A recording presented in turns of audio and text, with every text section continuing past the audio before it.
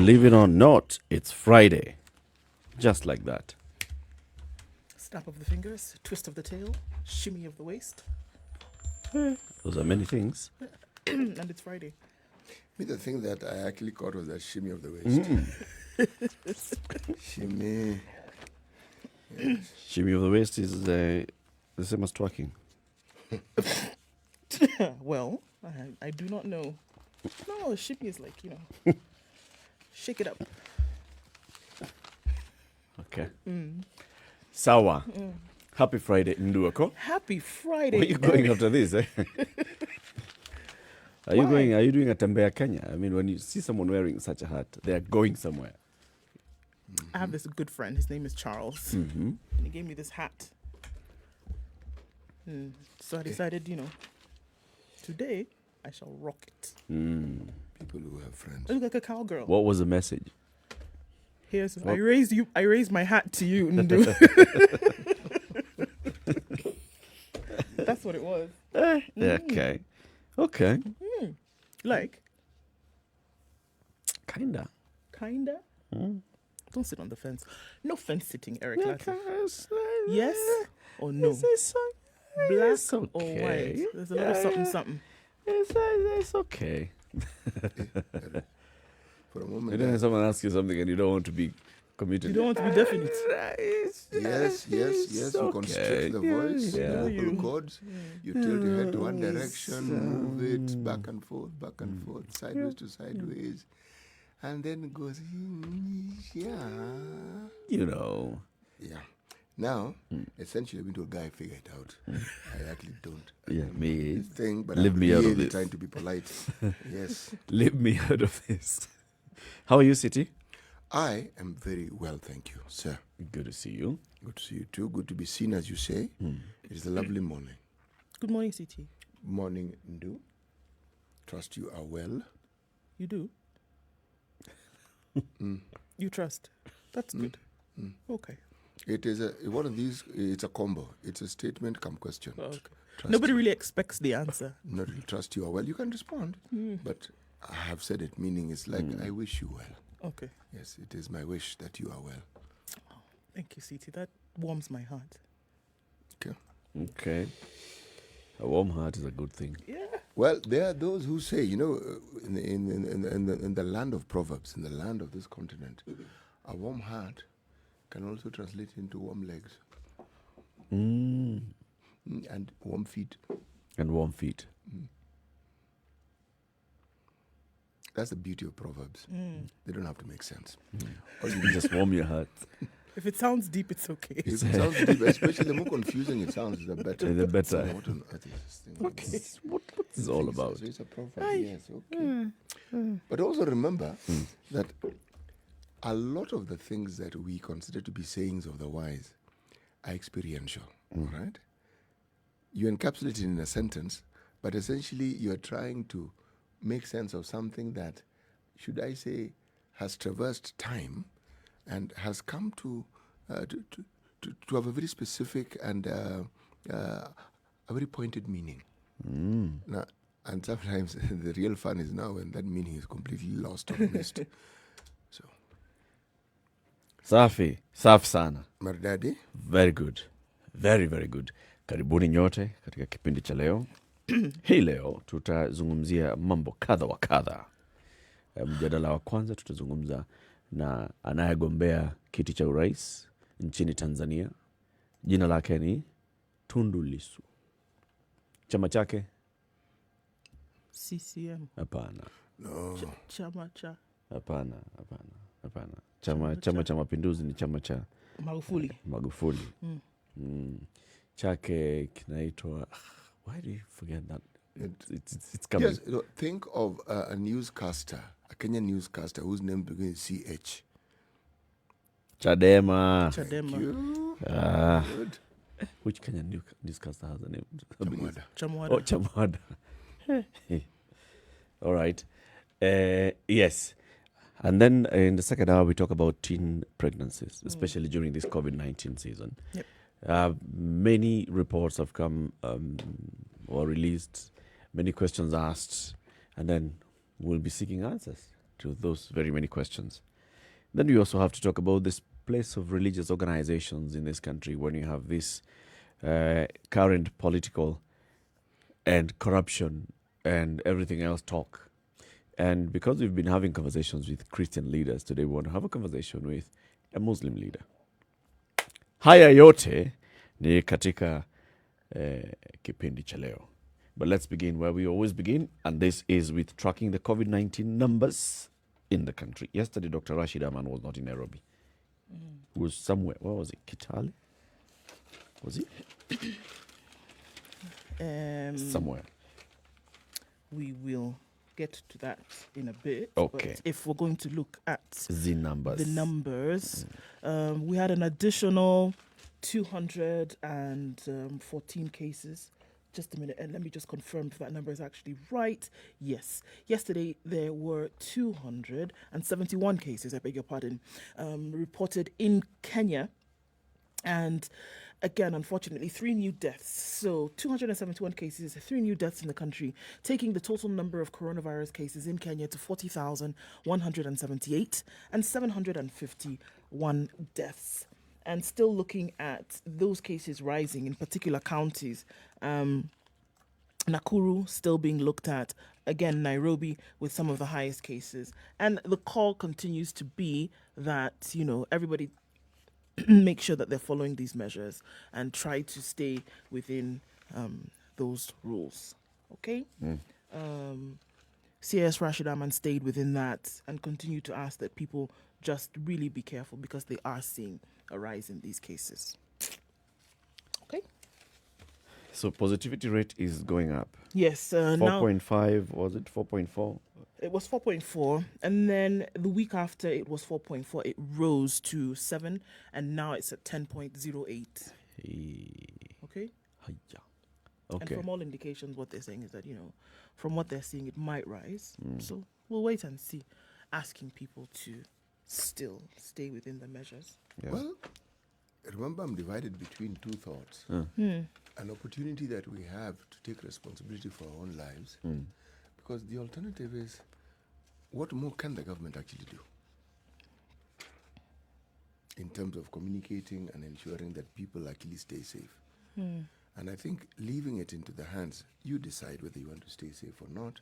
But this is it's one of those rare situations where your safety is everybody's safety, and everybody's safety is your safety. Yep. Yeah. Which is where now the government comes in Yes, it is. as the overall body that then ensures everybody's safety. Yeah. If you think about it, the people that we've talked to here who have talked of their COVID experience, none of them tells you that they were reckless or careless. No. And they're people that we believe. I mean, they're people that we can vouch for in terms of personal responsibility. They tell you, I just don't know. I was very careful. I remember this one time that we had lunch. Remember the KMPDU Secretary General saying the only thing I can think of is we had lunch with my friends. Yeah. And we still maintained social distance. We were wearing masks as we were approaching the place, as we were leaving. The only time we didn't have the masks on is when we were eating. And that's the only thing I can think of, because one other person from that gathering also tested positive. So that is it. If you think about the provost of the All Saints Cathedral, he could not really pinpoint a moment where he was in a crowded place or any of that There's really something interesting about the mind. The mind is also very selective in what it recalls. And sometimes memory are not very reliable. That's just the truth. And if you are a pastor or you're a doctor, you honestly cannot track the people you come across. You honestly cannot. Right. You cannot. Even if you want to, even if you try. Because you will talk about the things you remember.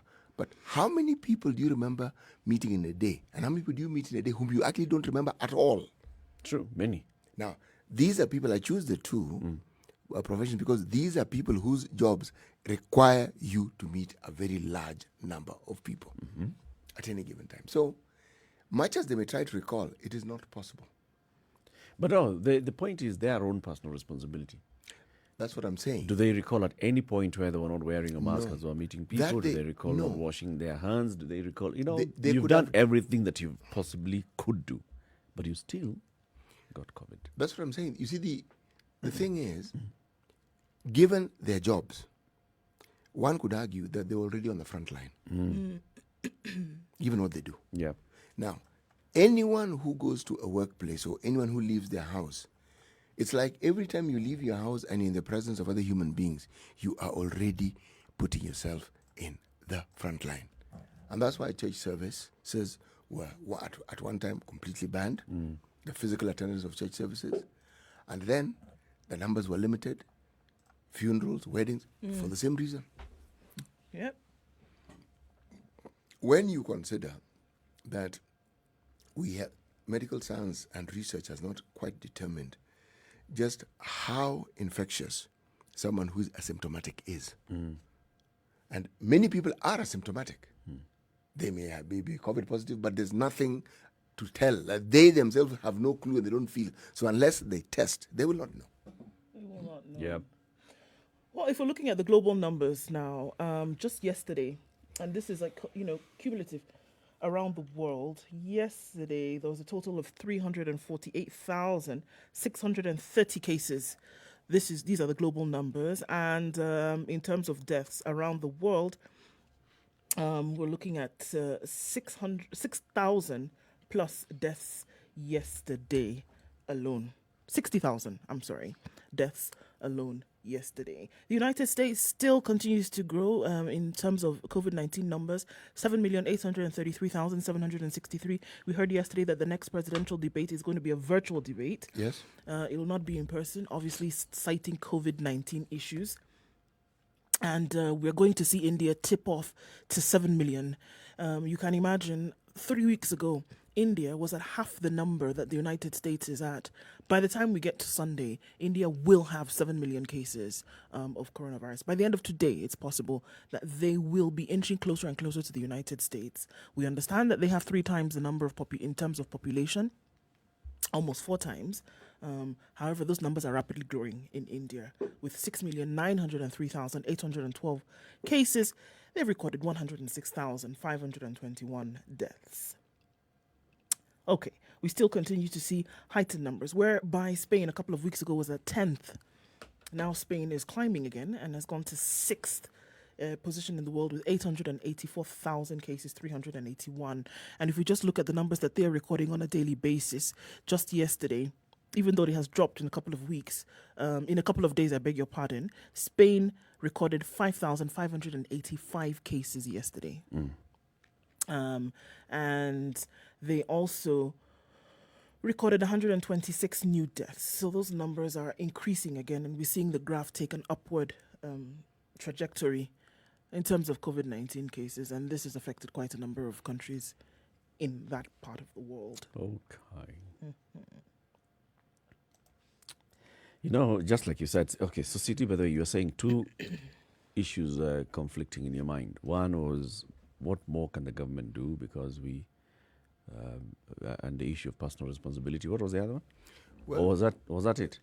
Government personal people. responsibility. Okay, Yes. okay. It's Those 2.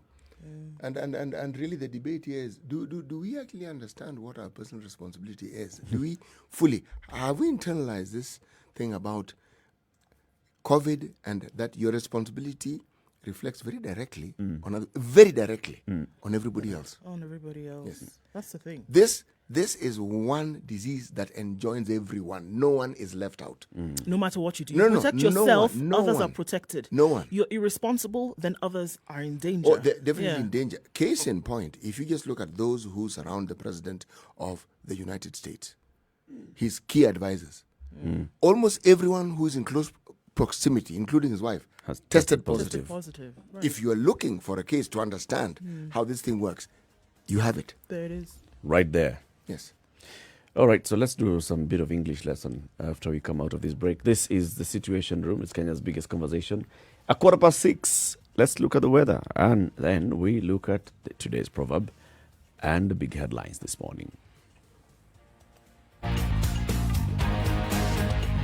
This is the Situation Room, the only way to start your day. Spice up your life.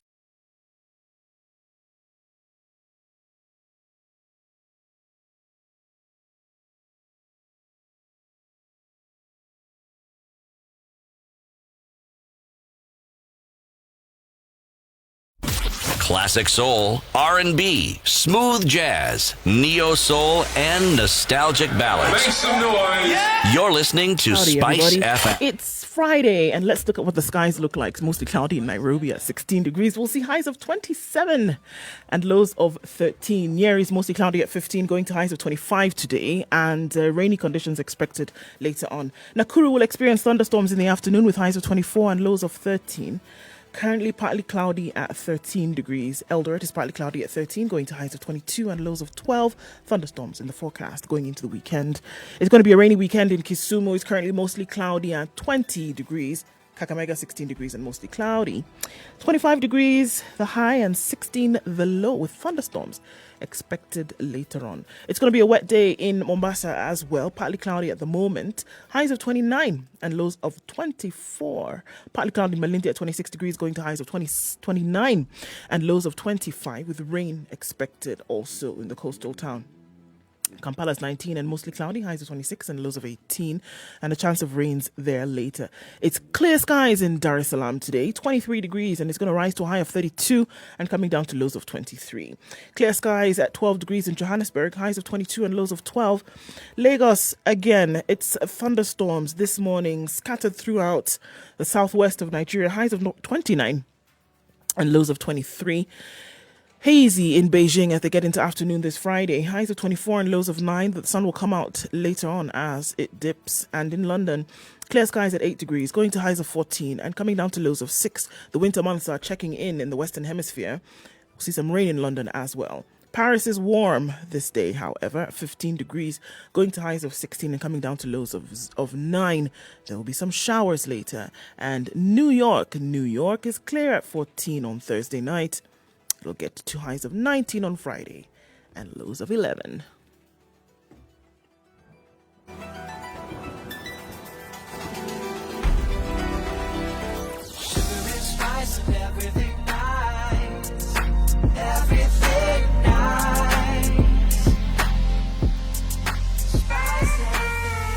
Spice up your life.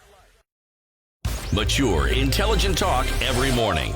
Spice up yourself.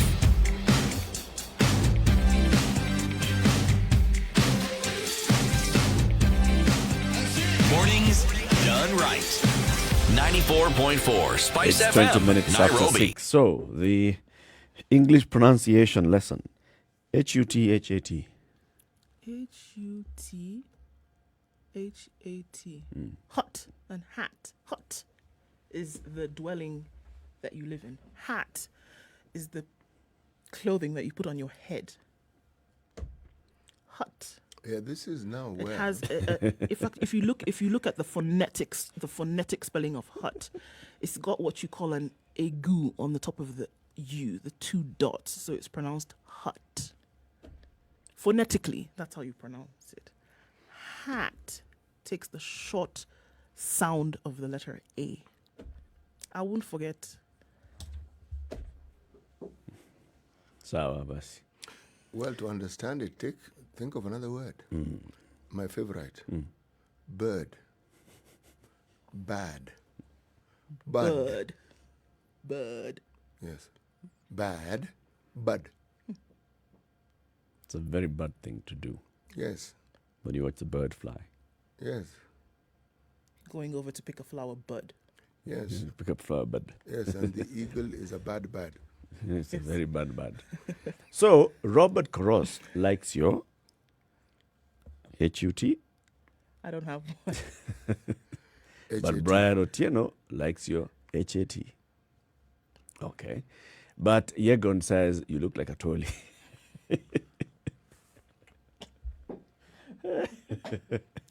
Yegon is saying that Atwoli is beautiful. Oh, CT. Man like you. Ah, Yegon, really? Hati, hey, Nduh. Today you look like a trolley. I think that one was for you to understand that Yegon He's watching. is watching. Yegon is saying, Nemekuona. Yeah. All right, Yegon, how are you? Good morning. Hope, are you still in Nandi or are you on your way back to these other parts of the world? No, put on your hat. Okay, I will. As I step into my hut. Okay. Okay. City Muga, today's proverb. Wood touched by fire is not hard to set alight. Okay. Wood touched by fire is not hard to set alight. alight. What are If you talking don't about? hot, he hot. What are you talking about? If you don't hot, he hot. There are countries, there are regions on this planet that have fire season. Others have winter. Others have, some of them have fire season. And you even know, come this particular period, there'll be wildfires. raging. Chunga. And again, it coincides very directly with change in weather, change in climate. Yeah. Yep. Okay. Temperature. Okay. I can't wait to hear the context of this one in today's times, or why you decided to go with this particular one today. It Let's was, look at the it was headlines. actually number 5. It was number 5 Just happened to be number 5. that you decided. Now, if events have conspired to give it more meaning than I intended, then it's the events that have conspired. It's the events. Yes. All right. We'll understand the events. Let's look at the headlines. Many things happening. Many, right? Yes. Where do we start? Okay.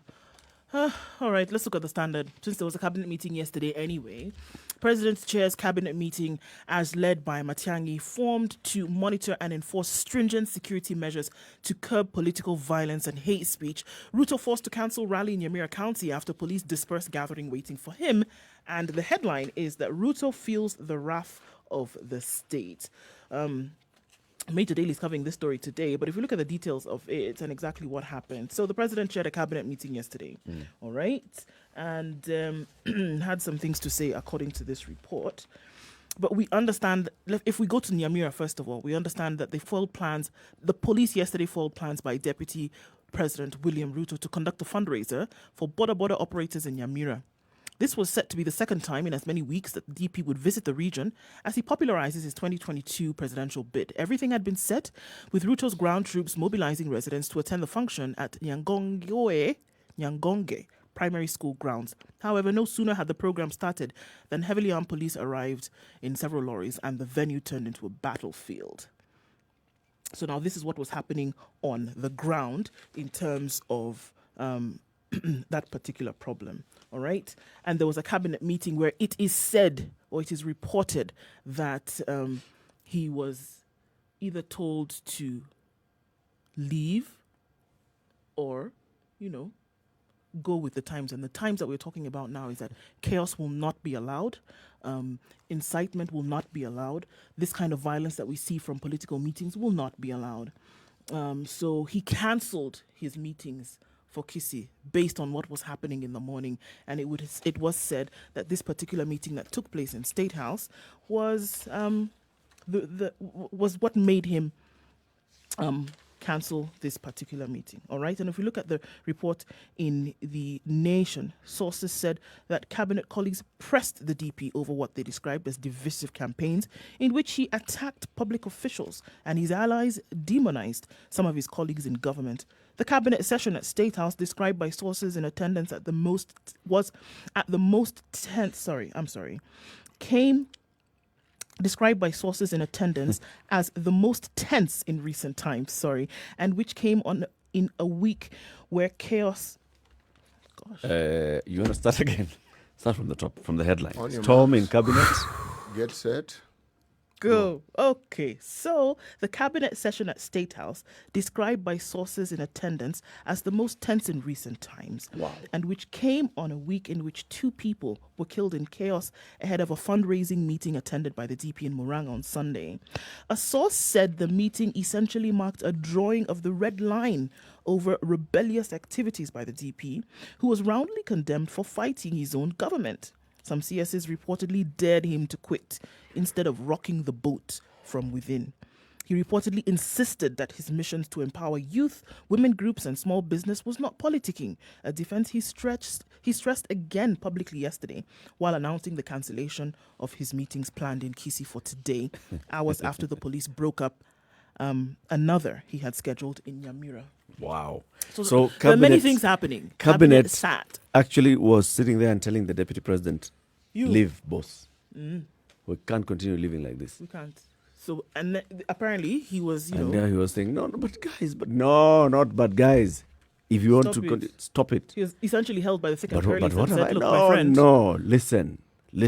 I'm actually empowering the youth. No, it's because you're empowering the youth, but guess what? As we speak, or an hour before we were having this conversation, there are people in Yamira where skirmishes had already begun in anticipation of your meeting. It would be And police interesting. were then, It would be poured interesting onto to the see a streets video to clip stop of this. that meeting. I mean, to see whether really... This is why I was very clear. It is reported. It would be interesting to see cabinet ministers saying, Tell me, my friend. when was the last time we actually saw this sort of activities? I mean, forget these recent times where the activities seem to be directly related to the deputy president. But in a time gone by, when did we see the police acting in such a manner? And what group of people or group of Kenyans did they target? Opposition. Yes, exactly. It was wrong then. It is wrong now. For police to do this? Or Yes, yes. Now, I say this tongue in cheek because the security forces may be armed with information that us simple Kenyans, us simple mortals do not know. And so they have reason. But coming from a backdrop of what happened in Murang'a, one could even say, look, they did not want to have a repeat of such a thing. Yeah. Okay? When this was clearly a fundraiser, not even a church function. If that happened in a church function, then surely if it is a meeting, which is essentially a political rally, come fundraiser, the likelihood of there being a problem exists. So one could say it's justified. But if we now go to the discussion of fundamental rights that people have to assemble, to meet, you could argue that indeed, even prior to this constitution that we now have, which entrenches these people, these fundamental rights, it was not deemed right then. It cannot be deemed right now. Yes. Because, yes, you can move to avert a possible problem, but you can also move to ensure that there is security and that the problems don't arise. The two sides of the coin come into play here. Yes. Takes us back to yesterday's conversation when we were saying, yes, so the NSAC has come up with these new orders and said, if you want to have a meeting, you must inform the local police chief. These MPs who are organizing this meeting were saying they had already informed the local police. So if you've already done that and you're present throughout the meeting, followed everything else, why would the police disrupt you? Which brings us to the point of, did it carry any weight, the order by the National Security Advisory Committee, which was being endorsed by the cabinet yesterday? So what exactly are we saying? Are we saying don't hold meetings, which is what you were saying yesterday? Be very clear. If you don't want meetings to be held, just say do not hold a meeting. And no, everyone across the political divide, no one holds meetings. Full stop. Yeah. Or if there's a reason why, you then say that, yes, we shall allow you to have this meeting. However, in the event we have this and other information, we shall inform you and we shall stop the meeting. If you then want to give it the political twist that we Kenyans like giving these matters, then this again I found puzzling. Today is a day for me to be puzzled. Okay. One of the things that made opposition politics so popular in this country was what the government did. Yeah. And they're doing it all over again. That makes the opposition popular. Yes, they do, because the moment there is police, and police activity in Kenya is incomplete if there's no tear gas. Yes. Okay? Yes. Now, the moment that happens, you now enter the realm of drama. Okay? Then you give the people whose meeting has been tear gassed and the people therein an opportunity now to speak very strongly about being nyanyaswad and being this and being the other. Why we need to liberate you from such. Exactly. And this is this is the opportunity we now have. Okay? And then the word development will be thrown in, and the word empowerment will also be thrown in, and then most of all the word youth will also be thrown into that entire discussion. Yep. Nafasi za ajira. Yes. Opportunities lost. Opportunities tear-gassed, in short. So, funny one. This morning I got up and I saw a tweet yesterday at almost 11:30 by the Deputy President, from the Deputy President's Twitter handle. Now, I don't know whether it's him who was tweeting or one of his orderlies. Going with the headline in today's Nation, which says, "Storm in Cabinet, Ruto told to quit." The Deputy President tweeted, "Cabinet Secretaries challenging who? Double question mark. To do what? Triple question mark." And then laughing emoji, laughing emoji, laughing emoji. Hii itumiwe kufunga matumbo na mara. Hii gazeti itumiwe kufunga nyama. Basically just dismissing that entire headline and saying, Psh, come on. Hey. 6:30. Let's take a look at what's happening on the roads. Engineer Ochogo Fred, 102.5 in Kisumu, tuned in.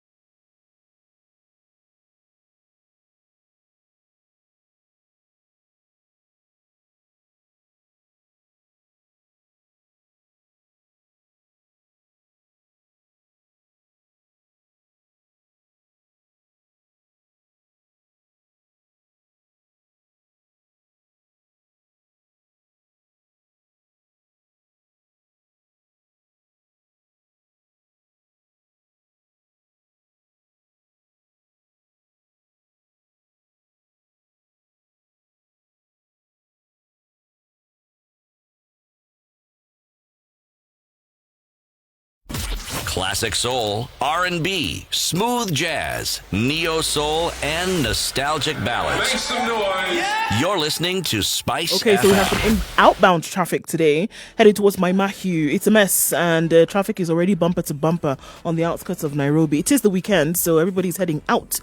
Also on Thika Road, we have some traffic outbound, but it's not too bad as we speak. Let's see what it looks like in a short while, but it seems that everybody was up and at 'em quite early this morning on Mombasa Road. Yes, there is traffic already, and it's already started to build up, and this is as far back as the Way Bridge, now heading towards the SGR, and it'll take you then through to Cabanas with this bumper-to-bumper situation.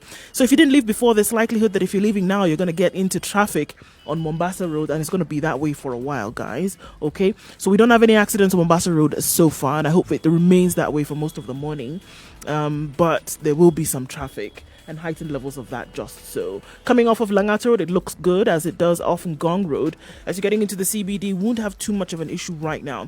Starting to build up around Ngara though, as you come off Thika Superhighway. There is some traffic on Kiambu Road as well, and that is all building up right now as we get into traffic hour officially. The eastern and southern bypasses are looking pretty good though. If you're stuck somewhere, let us know. You can text us on 40127. You can tweet us on Spice FM KE.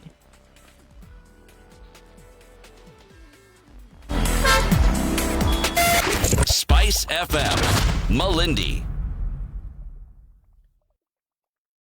Mature, intelligent talk every morning. Spice up yourself.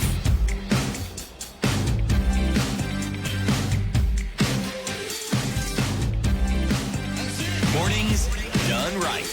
25/7. 94.4 This Spice is F- Kenya's biggest conversation. Saying hello to Kijana Paolo, who says, "Good morning, watching live from Kisumu." And also, Geoffrey Muchama is in Kisumu Kibos. Good morning to you all. www.spicefm.co.ke and SpiceFMKE on YouTube, on Facebook, on Twitter. A suspected serial killer has been arrested after a year And this is on page 2 of the Standard. Police in Kisumu have arrested a suspect linked to murdering 3 people and burying them in a latrine.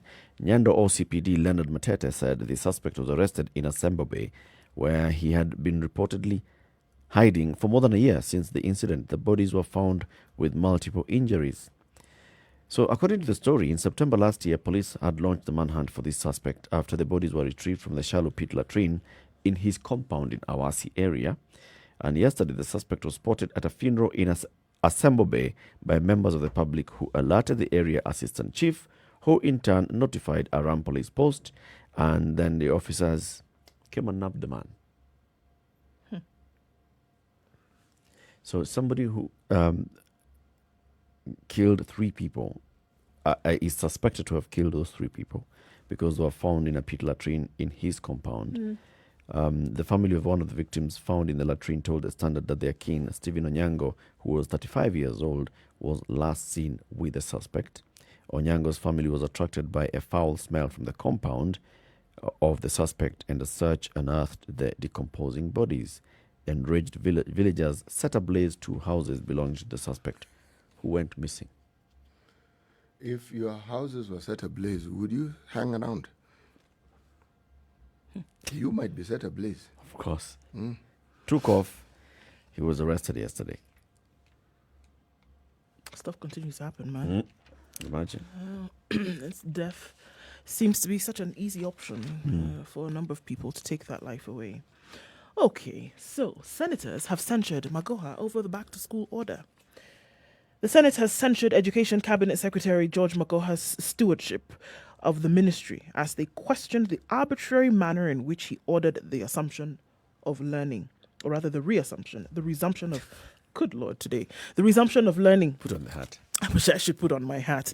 The lawmakers in particular assailed the CS, saying the order to reopen schools was an ambush, and criticized the ministry for failure to appraise the public on the state of preparedness. Senators Gertrude Musuruve, Moses Wetangula and Amos Wako urged the ministry to assuage the curiosity of the public that learning places are safe and that the government has developed adequate safety measures and protocols to facilitate safe learning as schools resume on Monday. The Ministry of Education has not given a hint on the level of preparedness for safe learning. Mr. Wetangula said during the debate in the House, the CS's order to reopen came hardly a week after President Uhuru Kenyatta, in an address to the nation, declared that the learning places would remain closed until the safety of learners was ascertained. Yesterday, Nandi Senator Samson Chiragay said Professor Magoha has perfected the art of issuing inconsistent information on education matters and sought a statement from the ministry to explain the order on reopening schools. And I quote, "It is impossible for parents to settle and prepare children for the reopening within 3 days." Chiragay protested, adding that a 90-day notice would have been sufficient due to the long holiday. Many parents have been laid off due to the effects of COVID-19. Some have relocated to villages and yet are being asked to pay school fees within a span of 3 days. So they've asked him to explain exactly what is going on and saying that this doesn't make sense as far as they are concerned. Okay. And a spot check also shows from certain schools in the area that they are not ready at all. So Senate says this. So what happens next? It will be interesting to see what happens So next. censure, yes. It's recorded in the Hansard, yes. And then now what? What happens? Je ne sais pas. Does it stop the reopening of schools? We don't know. No, they're lending their voice. Remember, they are lending their voice to what they feel may be an unnecessary burden being placed on the parents. But in Professor Magoha's defense, the truth of the matter is this. If you really look at COVID and what it is, it's one really confusing disease. Perhaps the mistake is in actually even pontificating loudly into the media what you're thinking, what you're planning, what you're hoping. A little silence or a statement of we're working on it, and on this particular day we may be able to tell you what we hope to do. When you make statements that lend themselves to being definitive, then the sort of backlash that you get from the Senate is to be expected. Sure. And also remember, these people whom we refer to as parents and even students, they are voters. The problem is that he has been consistent. He's been consistent in confusing people. That one, without a shadow of a doubt, has been the case. Okay. As we're talking about schools, page 8 of the Standard has a picture here of Salabani Secondary School in Baringo South. There is a man, an adult man, because you can clearly see that this is an adult man, who is deep up to his chest Good Lord have mercy. in water. And this is in a primary school. There's now a secondary school, Salabani Secondary School, flooded. Then there's another gentleman who is trying to, I don't know, he's just trying to just hold on to water hyacinth, because Oseth Primary School in Nyando is invaded by water hyacinth. And that photo just shows you hyacinth, left, right, center, classroom out. A number of schools may fail to reopen on Monday after they were destroyed by floods. At least 26 in Baringo County were either damaged or completely submerged by floods and swelling lakes Baringo and Bogoria. In parts of Nyando, Nyakach, Rachonyo, North, and Nyatike sub-counties, some schools have remained submerged by the rising waters of Lake Victoria. And this is happening in other parts of the country as well. So the question is, what happens to the pupils who should be resuming learning in these schools? This is a question that we raised when these problems started emerging, when we had landslides, Yep. and then we had rain that didn't seem to abate, and the river, no, forget River Nyando, when Lake Victoria started swelling, and then Lake Nakuru, and then Lake Naivasha, and then now Baringo. These questions were raised before all these things had one thing in common: producing an unsustainable condition and ensuring that even before you talk of classrooms, people were already displaced. One didn't know what to do, and there was no clear path forward. These questions have been raised since last year. Yeah. We remember when there was a serious flooding, and then there was landslides that took place, for example, in West Pokot, and people had to be moved. One of the places whereby they went was schools. One of the areas that they used was schools to keep people, safe as a temporary living area. And the status of that, we don't know how that has changed so far. Yeah. When we spoke unfortunate. with the education PS, Dr. Belio Kipsang, he told us he had just come from West Pokot and he was planning to go to Baringo, and he's sending teams to go and scout and look at these schools and then make a determination of what happens next. This story is quoting teachers, head teachers, and administrators, even county government officials, saying we don't know what to do. So clearly, even after all that work was done by Dr. Kipsang and his team, they did not communicate on what then happens. What happens to the learners at Salabani Secondary School in Baringo? What happens to the other schools, including Gambo, Lake Baringo, Kiserian Secondary, Nasokro Primary School, Sokotei Primary and Secondary, Lake Baringo Primary School? What happens to the learners who are supposed to be going back to those schools? I mean, that's a big question. And then you hear that the Baringo governor, Stanley Kiptis, is urging the national government to address the issue of submerged schools. I mean, because it's an issue. We're not talking about just one school. Yep. So it's rampant enough for it to be an issue, right? Saying And that the clearly, county... if the governor has not been told anything, that means that there is no information clearly. Sure, that and has he's gone saying that into education people. the county government does not have the capacity to work on this. Ati? The county administration does not have the capacity To do what exactly? to address the issue. Which issue? This issue of submerged schools. What according do to they the want to government. do? Drain the water? No. The national government You should help. cannot blame your lack of concrete planning and preparedness. Look, if you live around the lake, you know what happens. It's not as though it's this year and last year alone that we had these problems. It's not as though we are flooding once every 10 years. We are flooding every year. Baringo is new. No, this occurrence in Lake Baringo, swelling. this occurrence even in Lake Victoria, this occurrence in Lake Nakuru, it is a phenomenon that occurs after decades. It's understood. But I am talking about flooding. It's a yearly event. You know it. It happens. This simply piled on top what was happening. And by the way, the lake didn't sort of like swell. When you woke up one morning and it was, you saw it. It was moving. So this lack of preparedness, tell me, what exactly is this individual talking about? The governor of Baringo is saying the county government does not have capacity to address this issue. You know something? The question then I should ask is, what? You see, the thing is, what Have they done? The way to address the issue would be create an extra school somewhere, even if it's a temporary school, where then these learners can go. Because you cannot talk about moving schools, and you know how it is, for example, in Baringo. If you're talking about this particular secondary school, the next nearby school is several tens of kilometers away. So you can't tell the learners in this area, now, you know what, guys, start going to that school in Wote, and you're here. Eric. They will not be able to go. Eric, I understand what you're saying. Can we be told about what they have done? All right. Before schools, it was announced that schools were opening. People had been displaced. We saw KWS coming into Baringo, coming into the areas where you have animals, and planning, and not just planning, but moving animals. Okay? Yep. Plan. Yep. All right. It's not just students. There are habitations around those schools. And the people who live around those schools are the ones who probably send their children to those schools. Yep. So you're not talking about schools. You're talking about relocating communities. Okay?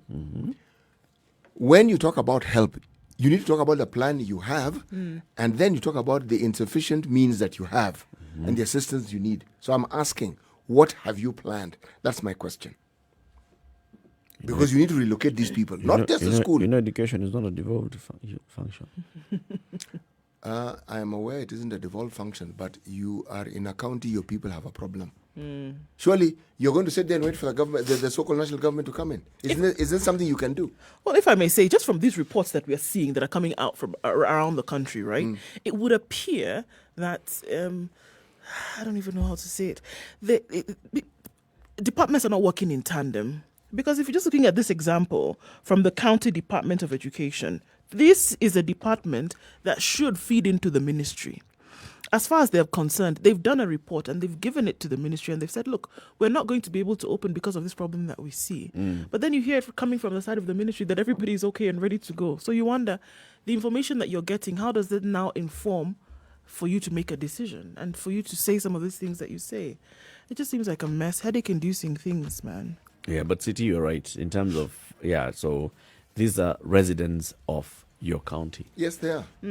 And it's not just about opening schools, it's about where they live. Well, I mean, their homes have been submerged. So exactly. what are you 1,000 doing? families have been displaced. So this has nothing to do with the county government and how it does, the national government and how they're going to come in and help with the situation of schools. Because it's not just schools that have been submerged. You have families that have been displaced, right? So what was the county administration doing to assist these families at this point?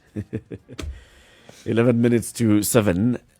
Daniel Osiemo says, on behalf of the Situation Room listeners, I wish to ask the Spice FM management to learn that Nduh Okoh is homesick and release her to visit home. Being Kenyan by choice doesn't make one immune to homesickness. Are you now using Kina Daniel to campaign? I have said nothing to anybody. I don't know what you're talking about. No, Daniel is simply exercising his rights as a Kenyan. But what informed Daniel? I wonder. Let's put it this way. Take the view that Daniel is informed. Ameonwa Nandu. Spice FM, Malindi. Spice and everything nice. All right. Spice FM. Spice up your life. Mature, intelligent talk every morning. Spice up yourself.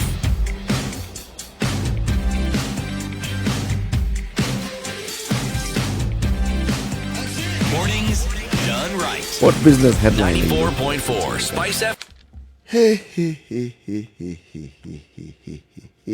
Hey.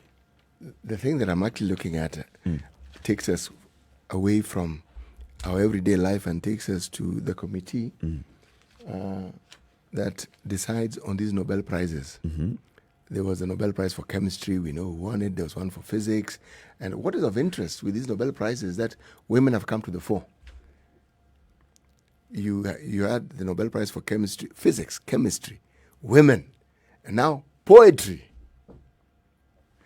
What brought this to my attention? Poetry is in the literature. Literature, that's literature. There's an American poet by the name of... Is not a woman. No. Okay. So it's gone. No, it's gone. Louise Gluck, okay? She's a poet. But it's not her who I was actually thinking of. This came to my attention when I was reading, and I was reading something about T.S. Eliot. T.S. Eliot was a poet, a renowned poet, born in America, renounced his citizenship, became a British citizen. But there's a quote that is attributed to T.S. Eliot that caught my attention. It says, only those who risk going too far can possibly find out how far one can go. It caught my attention. And when I look at the reasons that are given for awarding this lady, in summary, the Nobel Prize for Literature, is that she was able, if I may quote, she is one of the rare contemporary poets whose work has the gift of speaking directly to readers. It's not proverbial, directly. And they say that she has this gift for explaining family life, livelihoods, childhoods, well in her poetry. I haven't read any of her poems, but now I am encouraged to go and read. Yes, I just thought, because when do you hear of a poet winning a prize? T.S. Eliot also won a Nobel Prize, and this was in 1948. So I thought I should just mention this. It's a good thing. Yes. Not the one on the other side. But our Ngugi wa Thiong'o, means whom we that our thought Ngugi might wa have Thiong'o been a again. front runner for this, once again, you know, this freedom that particular committee that determines this thing is given, it has come under scrutiny and discussion of late. But what has perhaps come under the most scrutiny and debate is the Peace Prize. Because it has been argued that is one of those prizes that has a strong political leaning and inclination. Yeah. And it even defies the logic of peace. And you wonder, but you're saying it's a peace prize. Why is this person being given this prize? What have they done in the field of peace to warrant this? But again, it's the committee's decision, it's the determination. But on the same note, something of equal interest, Prince, what is Harry's older brother called? William. Yes, he together with one Sir David Attenborough, they have launched a prize, a huge prize, net worth 7 billion Kenya shillings, all right? Together with the Aga Khan Development Network and one of the Global Alliance founding partners. Annually, they will contribute $1 million annually, all right, towards UK. this. Now, you want me to say what the price is for? Because US pounds, UK pounds. did I say US pounds? You Yeah. did. I meant UK pound. There's nothing like a US pound. All right? No? It is a global environmental prize in history. Yes. All right. So- With Sir David Attenborough. Yeah, so the Nobel Prize has competition. Okay. Yes. All right. Let's come back to the country. Shall we? KEMSA tenders had too many flaws. This is according to the regulator. So this story is talking about a report presented by the Public Procurement Regulatory Authority, PPRA, which told a parliamentary committee that the tenders regarding COVID-19 related medical supplies could not be saved in the eyes of law and procedure despite their emergency nature. The agency handed over its final report to the Senate Health Committee, with Director General Maurice Juma flagging out favoritism in the process. It also notes that the procurement process was shrouded in mystery, as KEMSA is yet to provide details of some 23 companies that benefited from the tenders. And the authority was saying that there is a need for investigations into the remaining 23 COVID-19 related tenders. Now, this is an KEMSA, which is not providing information to an authority that is in charge of public procurement. And the authority is saying, this is what we got, and I think it's important to investigate further. What are we saying? That this authority does not have powers to demand and cause to be given these details, the information that it seeks? That it's possible for a government agency to decide what it gives a regulator and what it doesn't give a regulator? Now, do you see the lengths to which impunity can actually spread? But remember when we were discussing the issue of KEMSA, and we also discussed the issue of the MES. Similar statements were actually reported to have come out when the then CS, one Dr. Mailu, sought to get information from his principal secretary, one Dr. Muraguri, a similar, and the response was state secret, Yep. which you, the CS, the minister, We'll never get to Yet. see. Exactly. Unfortunately, it's all come out, has it not? Yeah, so the report is placing suspended KEMSA CEO Jonah Manjari at the center of this scandal. It's blaming Dr. Manjari for issuing commitment letters instead of tender documents in response to the letters of intent from the bidders, saying the publications and reporting of the contracts were not done by KEMSA. The CEO did not ensure compliance to the law, stating that any accounting officer of a public entity shall be primarily responsible for ensuring that the public entity complies with the law. Still, the CEO and those other suspended officers, they're still in that whole quagmire. They're in the mud. But what Nobody does this- mentions. Eric, let me ask you. They report to a yes. board. They do report to a board. They're answerable. They are Nobody answerable. mentions the board. But let's start with this. They actually are a government agency. Quasi, but they're a government agency with a board and with a very strong representation of the government in it. Yes. So how then do they acquire this autonomy where they can decide on their own? When even the decision-making process, when it comes to some of these things, has to go to the board. Yep. Even the appointment of the people who work there goes to the board. Goes to the board. Yes. And even just when in these hearings, we saw the board chairman, Kembe Gitora, going to present in the Senate Yes. and even in the National Assembly and saying some of these things we are aware of, some of these things that we are not aware of. When Dr. Jonah Manjari was saying some of these orders were coming straight from the ministry, when the Health Committee of the National Assembly was recommending that the PS also be investigated, it is because there is some orders coming from above. This one of KEMSA, and then none of them is actually even talking about the private sector companies involved. You know what is of interest in that KEMSA issue, Eric, is that money that was actually meant for universal health purposes were also Was used. diverted again into Yes, this now COVID. that hasn't even been talked about, but we'll leave it there for the Can time you being. imagine? Can you imagine? So we have all these back and forth issues of KEMSA coming up. We don't mention the companies that were involved. We just say, some companies were even supplying even before they received any tender. Companies have owners. And these companies have owners. These companies are not mentioned. The owners are not mentioned. The board is not mentioned. The CEO, yes, the CEO, of course, takes responsibility. And the director in charge of procurement. And the director we know in charge who of they are by name, procurement. but even the board members would like to know their names. Yeah. Kila mtu aingie kwa hii mkutano. Useful, isn't it? Yes. It's important to. Why do you sit in a board if you are not going to take responsibility when things go wrong in the board? You're just going to accuse your board secretary of. Actually, and you're just going to accuse the CEO. Yes, the accused may be culpable, but you are supposed to be there to provide oversight. Yes, that's So- why you're there. The question will be asked, what oversight did you actually provide in these circumstances? Yeah, and that would be the question, or should be the question Yeah. that is asked. Let's come to the top of the hour. This is Kenya's biggest conversation, the Situation Room, broadcasting on www.spicefm.co.ke and SpiceFM.ke on YouTube, Facebook, and Twitter. Good morning, 7 o'clock.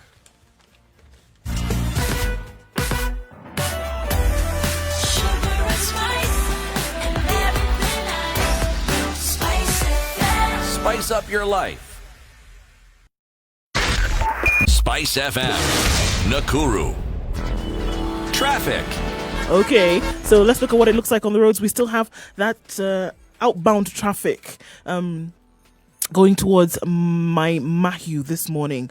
What's going on is the question, because the traffic is epic. Before we saw just a few vehicles, but now we have kilometers of vehicles, rather kilometers of traffic today headed out of town. We know that people are going away for the weekend or maybe rushing to school. Don't know what the problem is, but if they have to get there early, On Saturday.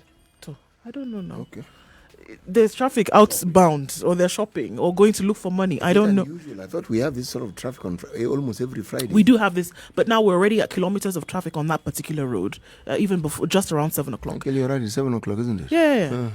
So let's see what it looks like in a short while. Traffic on Thika Road also at KCA on the highway. The service lanes, however, are open and can be used. It's already chock-a-block on Mombasa Road, and that is all the way from the Weybridge, heading then towards the SGR and then on towards the JKIA turn-off. So it looks like it's going to be a jam-packed morning already. If you're stuck somewhere, let us know, and at least you can let other people know or find you an alternate route. Right? Spice FMKE, that's how you can reach us on Twitter, or text us on 40127.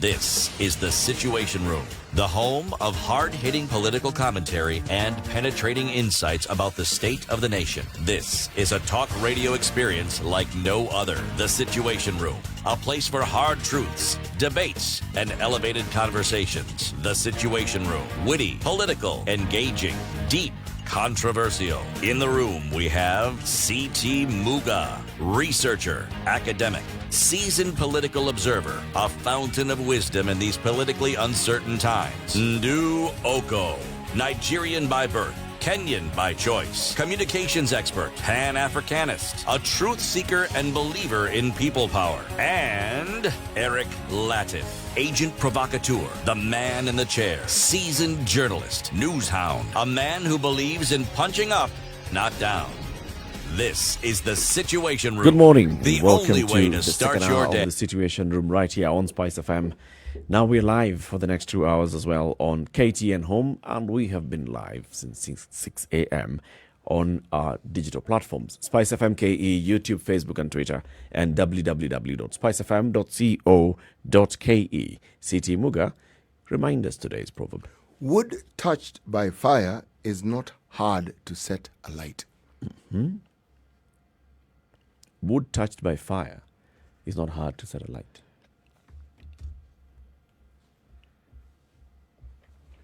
Yep.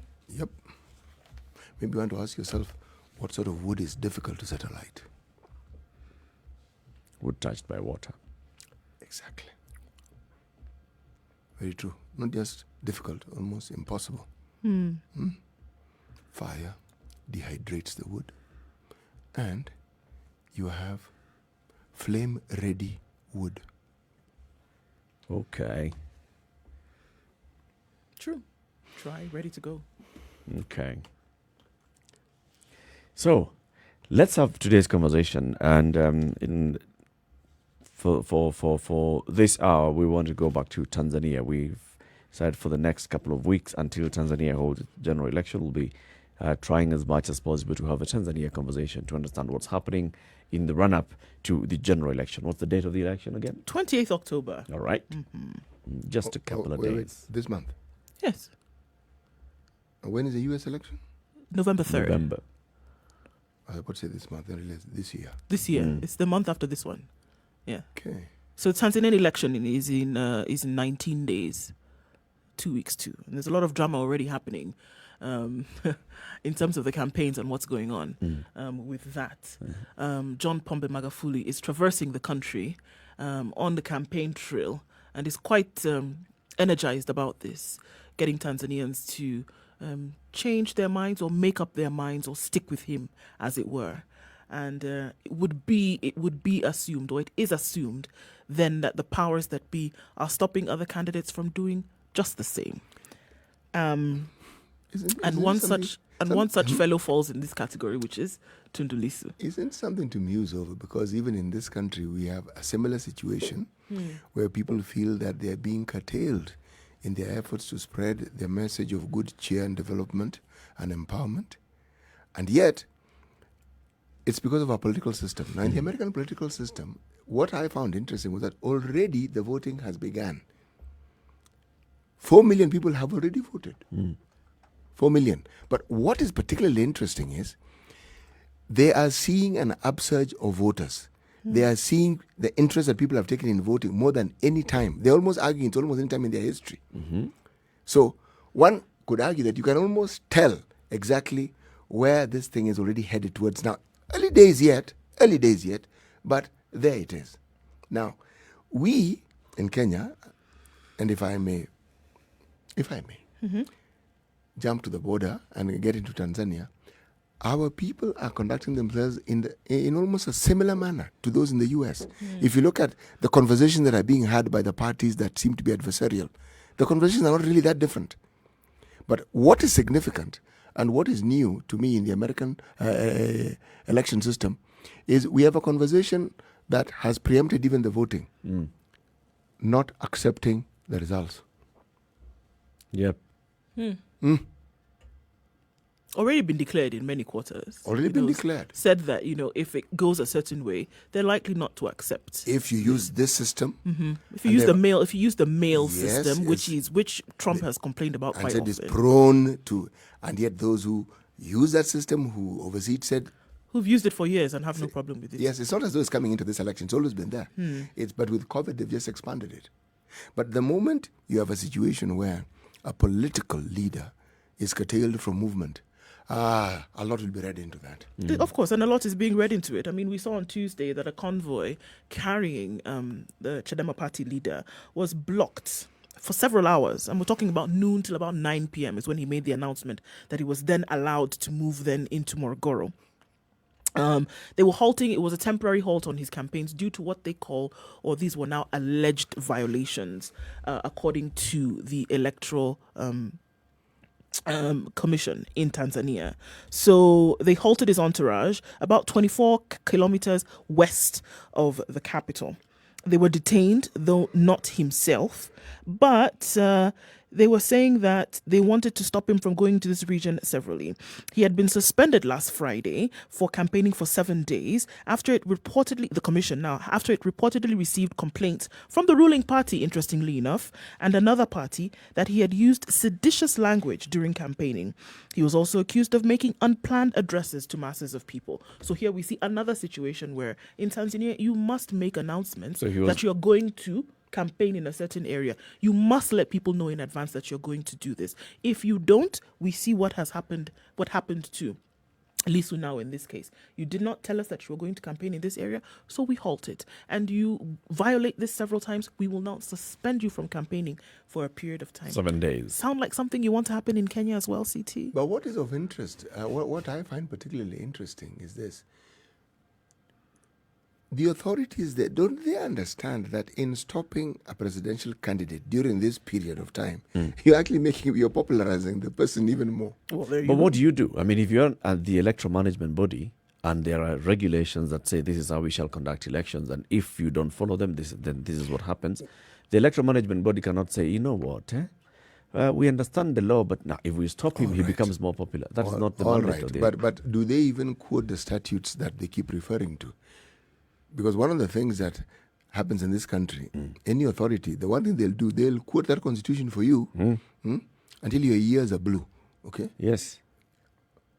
When you simply mention and you don't support it with the authoritative... But is that what happened with the Tanzanian I have electoral not management? read anywhere where We have they not seen the statement.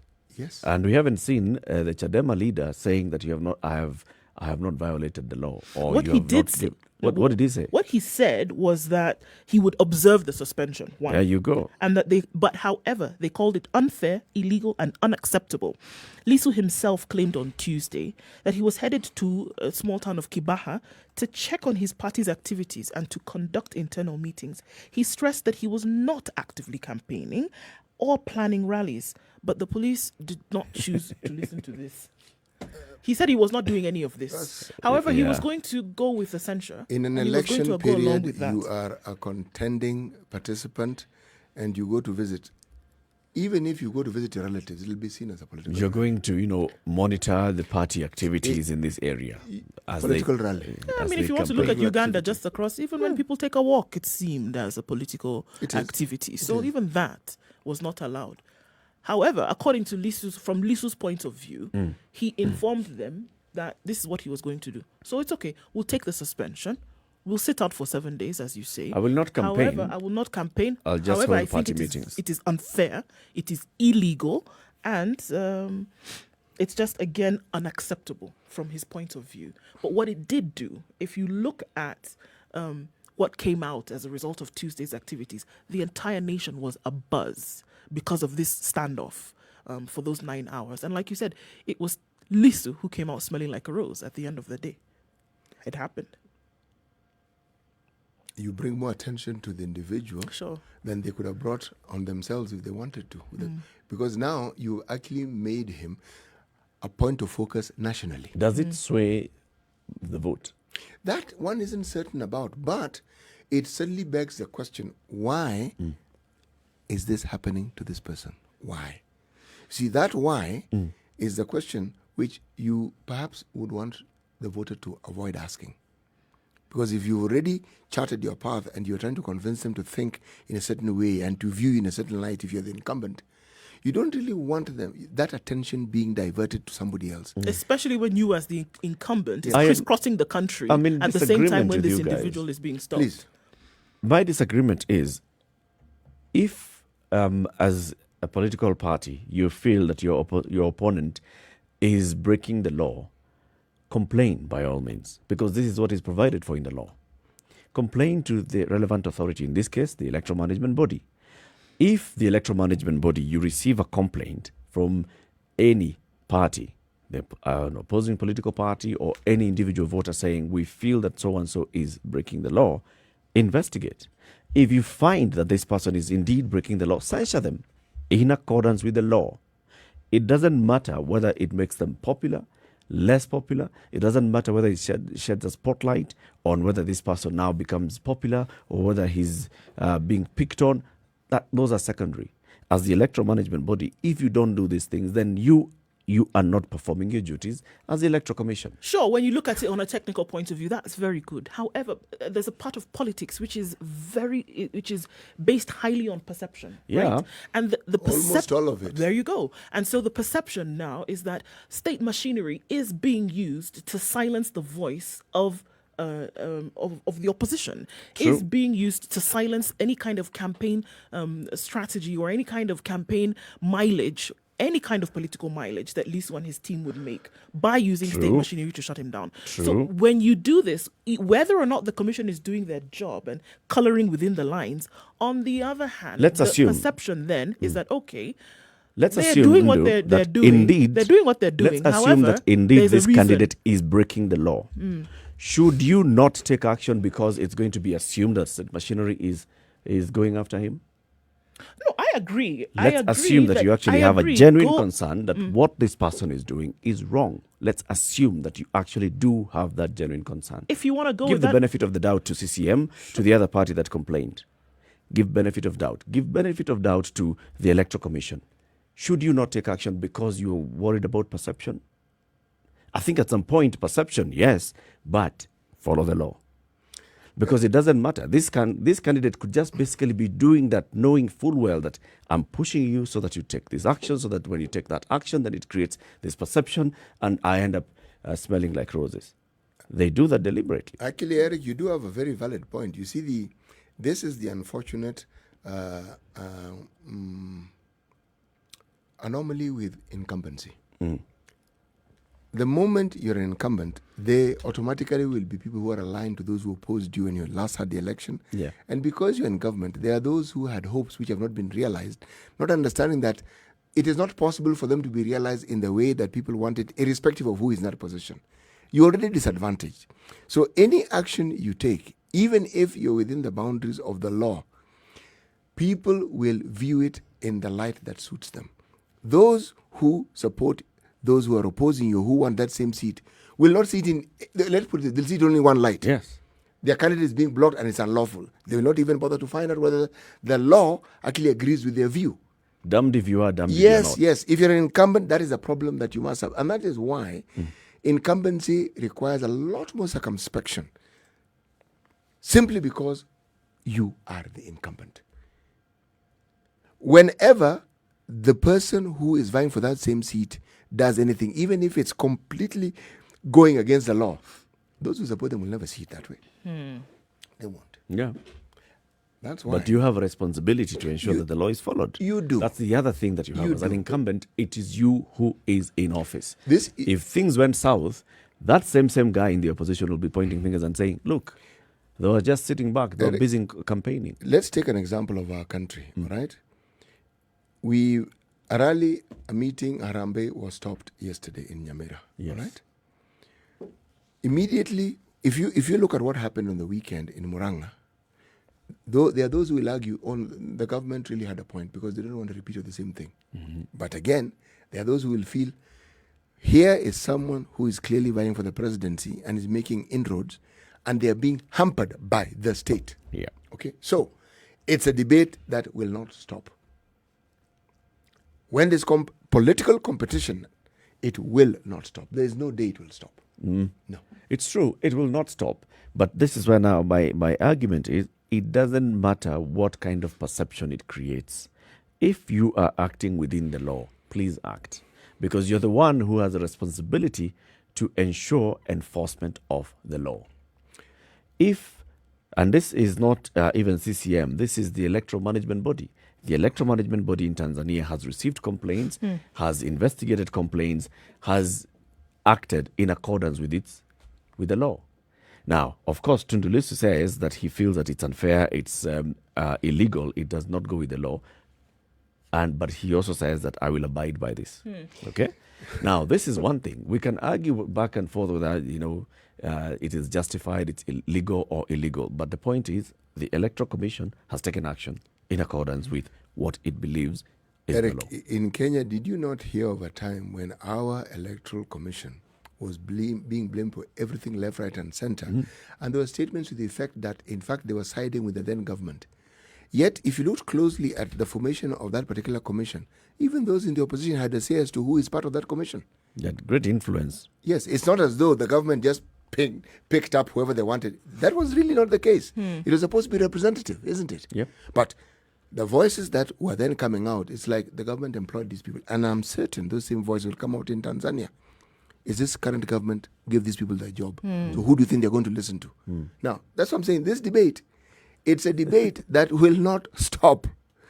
So it's up now to the citizenry of the respective countries to look at this situation and ask themselves, really, what are we dealing with here? But even that is asking too much.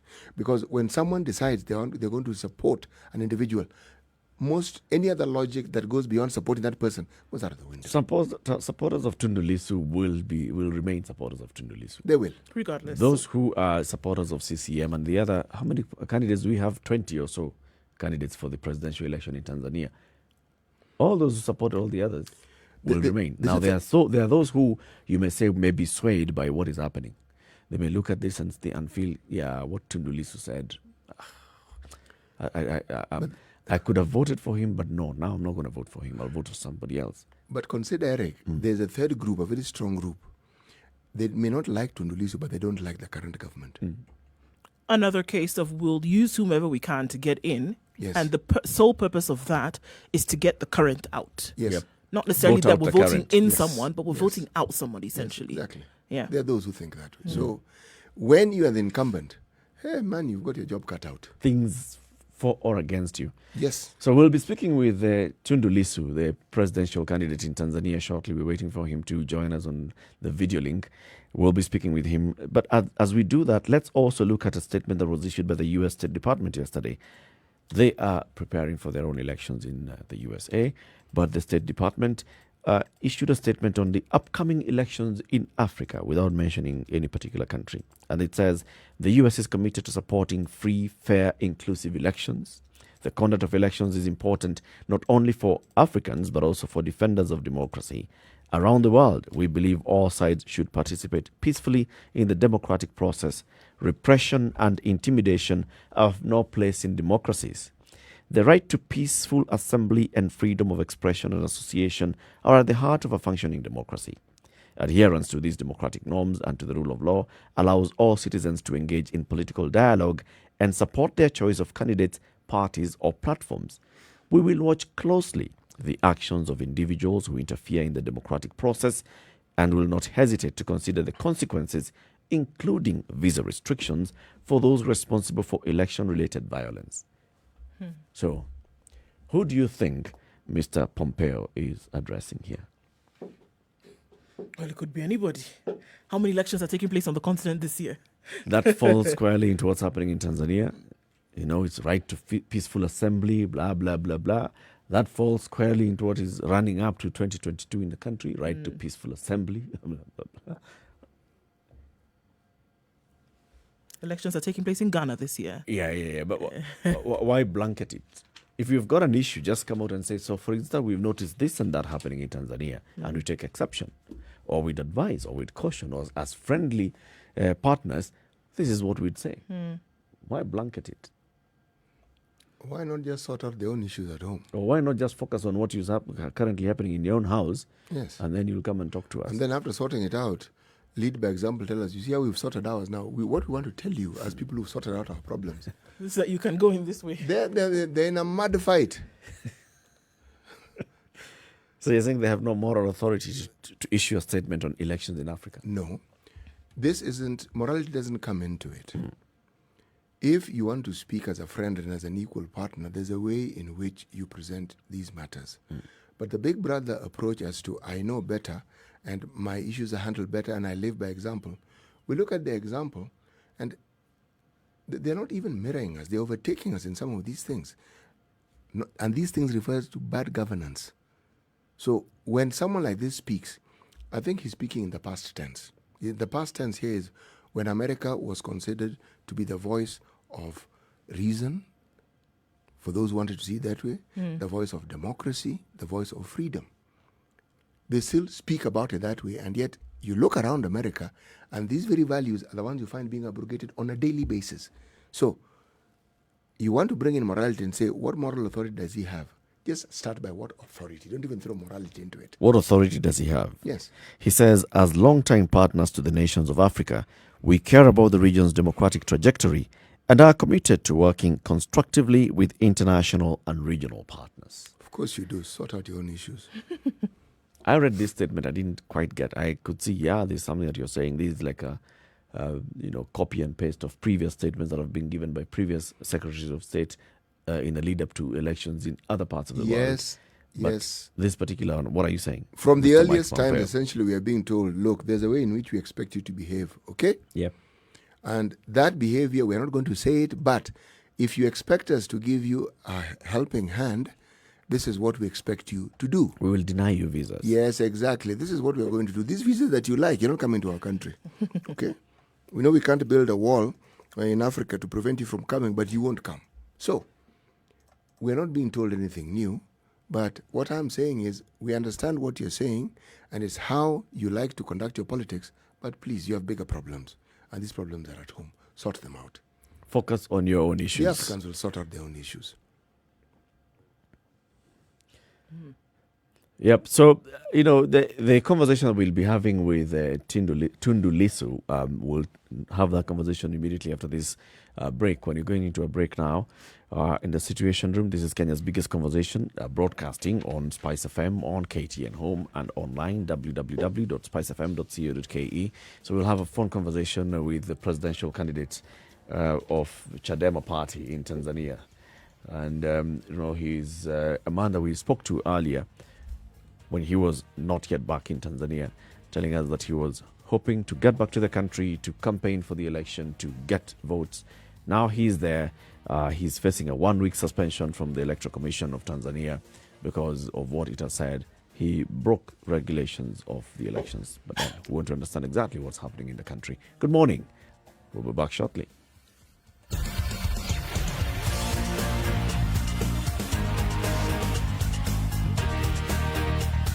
This is the Situation Room, the only way to start your day. Spice up your life.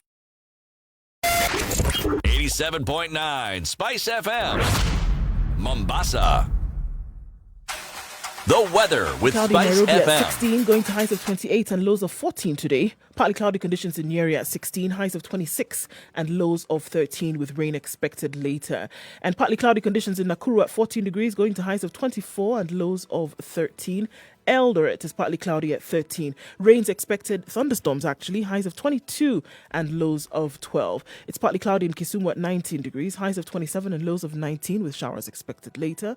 25 degrees will be the high today in Kakamega, lows of 16 with partly cloudy conditions at 17. Mostly cloudy conditions in Mombasa, 25 degrees going to highs of 29 and lows of 25. And in Malindi, it's mostly cloudy at 25, highs of 29 and lows of 24 with showers expected later. Kampala will be mostly cloudy at 19, highs of 25 and lows of 18. Rains expected in the afternoon as well. It'll be partly cloudy in Dar es Salaam at 24, highs of 32 and lows of 23. Joburg is mostly sunny at 12, highs of 22 and lows of 12 with mostly sunny conditions going on through the day. Continues to rain down in Lagos, 29 degrees at the moment. We'll go to highs of 31 and lows of 23.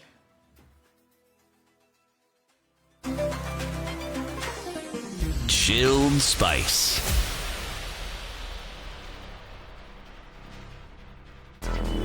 Traffic. Okay, so we're still seeing that long traffic. Kilometers on the Maimahi Road this morning, outbound Nairobi. We're not quite sure what's causing that problem, but we're waiting for reports on that. But if you're headed in that direction, please know that that is what is up ahead out of the city of Nairobi today. Survey towards Muthaiga, moving very slowly on the highway, and this is the thickest superhighway into the CBD. The service lane from Mutali, no movement whatsoever as you're trying to get in there. We will keep an eye on that, but for now it looks like you can get through very slowly, but you'll get through all the same. Mombasa Road, all the way from the Weybridge today is where we see the traffic. It's moving very slowly today, guys. And we see that bumper to bumper situation.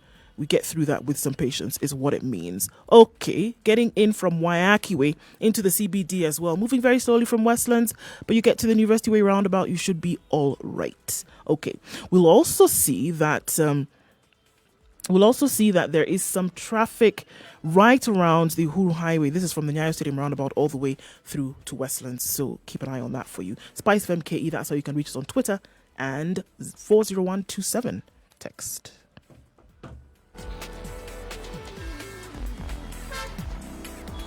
Are you ready? Okay. Spice FM. Mature, intelligent talk every morning. Spice up yourself.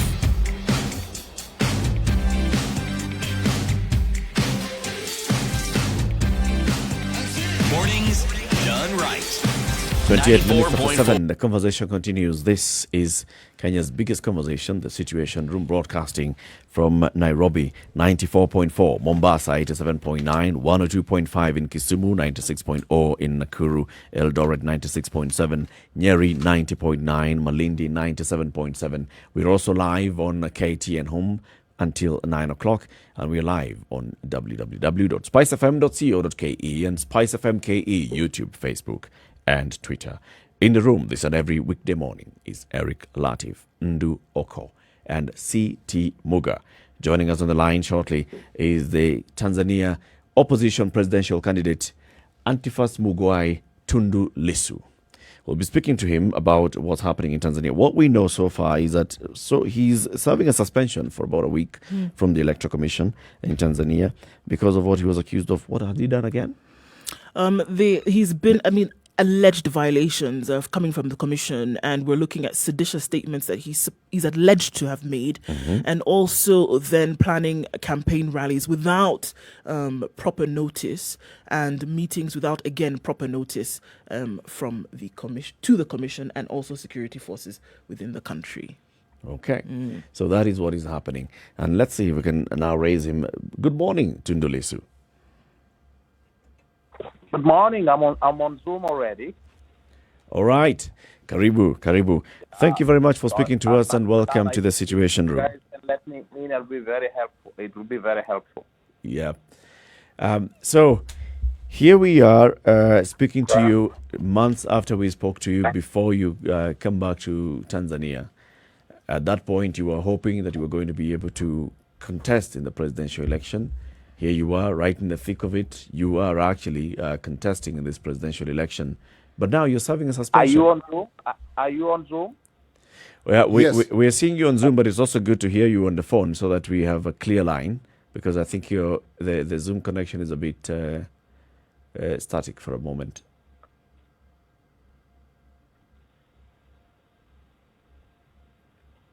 Okay. So we continue the conversation on the phone. So you're serving a suspension from the Electoral Commission. That's right. The suspension ends today. All right. So we were trying to understand what exactly is the accusation. What is the Electoral Commission saying that you violated? Listen, I'm supposed to have made a wrong statement to the effect that the president has had a brand new airport built in his home village, which is true. The world knows that. You Kenyans know that. Mm-hmm.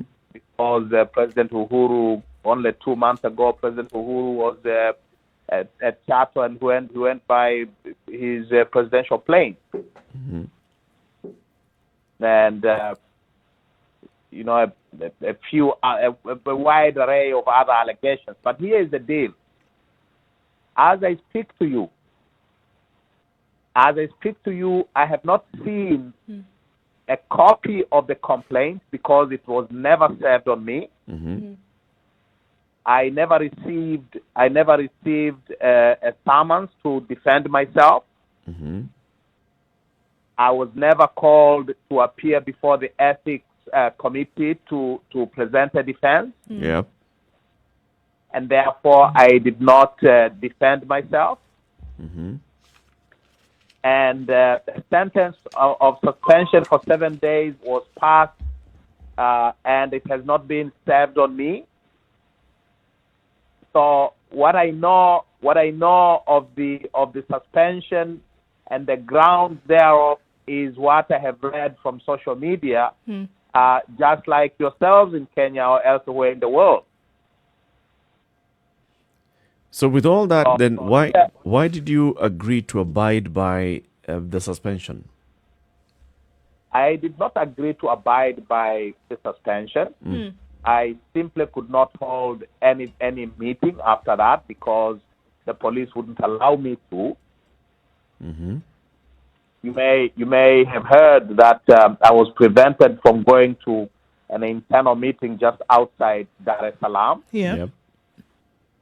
So the police have effected this suspension with false alarms, and my colleagues and I decided that if that is the case, we do things the other way, and that is to do other activities that not involve meetings because it's only up 7 days after all. Mm-hmm.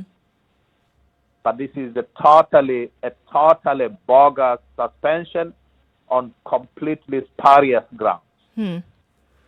And why do you think something like this would be done, Tundu? Why do you think that they would do these on these bogus grounds that you talk about? What would you think would be the reason behind all of this? Well, President Magufuli and his electoral commission thought that there was not going to be an election but a coronation. They thought it was going to be a clear run to the State House without any contest. And what my candidacy has done is to throw those dreams into the four corners of the world. Mm-hmm. They have a serious challenge. They're actually losing it. And because they are losing it, they had to find a way of slowing me down. And this suspension is their attempt at slowing me down. So you say that you feel you've gained a lot of ground with Chadema and the campaigns around the country. I say I have overwhelming support. I have overwhelming support countrywide. If you follow what is going on in Tanzania right now on social media, you will have seen my campaign rallies attended by tens of thousands of people everywhere I have gone. Tens of thousands of people. President Magufuli and his campaign, they have to bribe people to go to their meetings. They have to close all public schools and public offices. They have to bus in people from far and wide. And all we need to do is to say we'll be at such and such a place, and tens of thousands of people will show up to listen to my message. So my campaign has been overwhelmingly successful. It has been massive. And what we are seeing now, with the commission suspending me and police violence on the increase, is these are clear signs that the regime is panicking.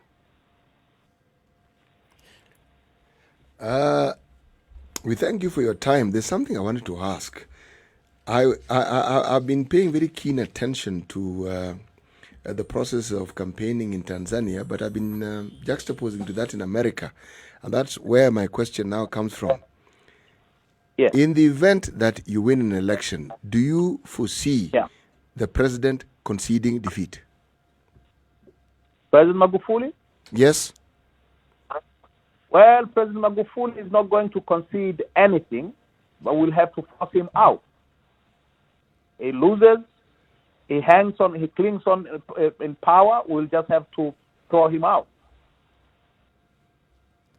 In the same measure, would you be ready to concede defeat? I will concede defeat if the election is free, fair, and credible. Nothing more, nothing less. So tell us, what would a free, fair election, credible of course, election look like? What would be the tenets? What would it represent? Number one, yes. We must have our polling agents sworn in, yes. and that is not a given. Number two, we must have our polling agents allowed into polling stations, and that is not a given in Tanzania. Number three, our polling agents must be supplied with result forms with election returns of their polling stations, and that is not given in Tanzania. And number four, the lawfully elected winners must be declared so, and that is not a given in Tanzania. Those are our basic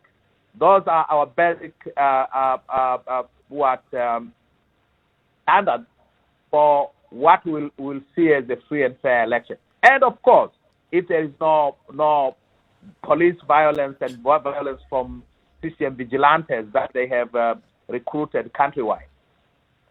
Why are these things not given? Have our polling agents sworn in, have them placed inside polling stations, give them electoral returns of their polling stations, declare the lawfully elected person as a winner, and no violence from anyone. If there is a breach of any of those, the election is not free and fair in accordance with our criteria. As you mentioned these things, you say that they're not givens. As you mentioned these things, you say that they're not givens. Why are they not givens? Why is it not something that the people of Tanzania can look at and say, we expect this to happen? Yeah. These are the most basic requirements in any democratic election. But here in Tanzania, we have to fight for them. We have to fight for our polling agents to be sworn in, and if they are not sworn in, they are not polling agents. We have to fight to have them into polling stations, and if they are not in the polling stations, you get rigged out. We have to fight in order to get them to be given election returns forms, and these are not. We have to fight in order to get these basic. But we have to fight anyway. If we don't fight, we don't get them. And we have long experience of losers being declared winners because they are CCM candidates. And of course, election violence is not a Kenyan province only. It has been creeping into our elections in the recent past. And especially in this election, we are seeing a spike in police violence and violence from system vigilantes. Mr. Lissu, do I understand you to say that in the years that Tanzania has had presidential elections, that you can't point to one election that could have been considered free and fair and credible? There has never, ever been a free and fair election in this country since 1995.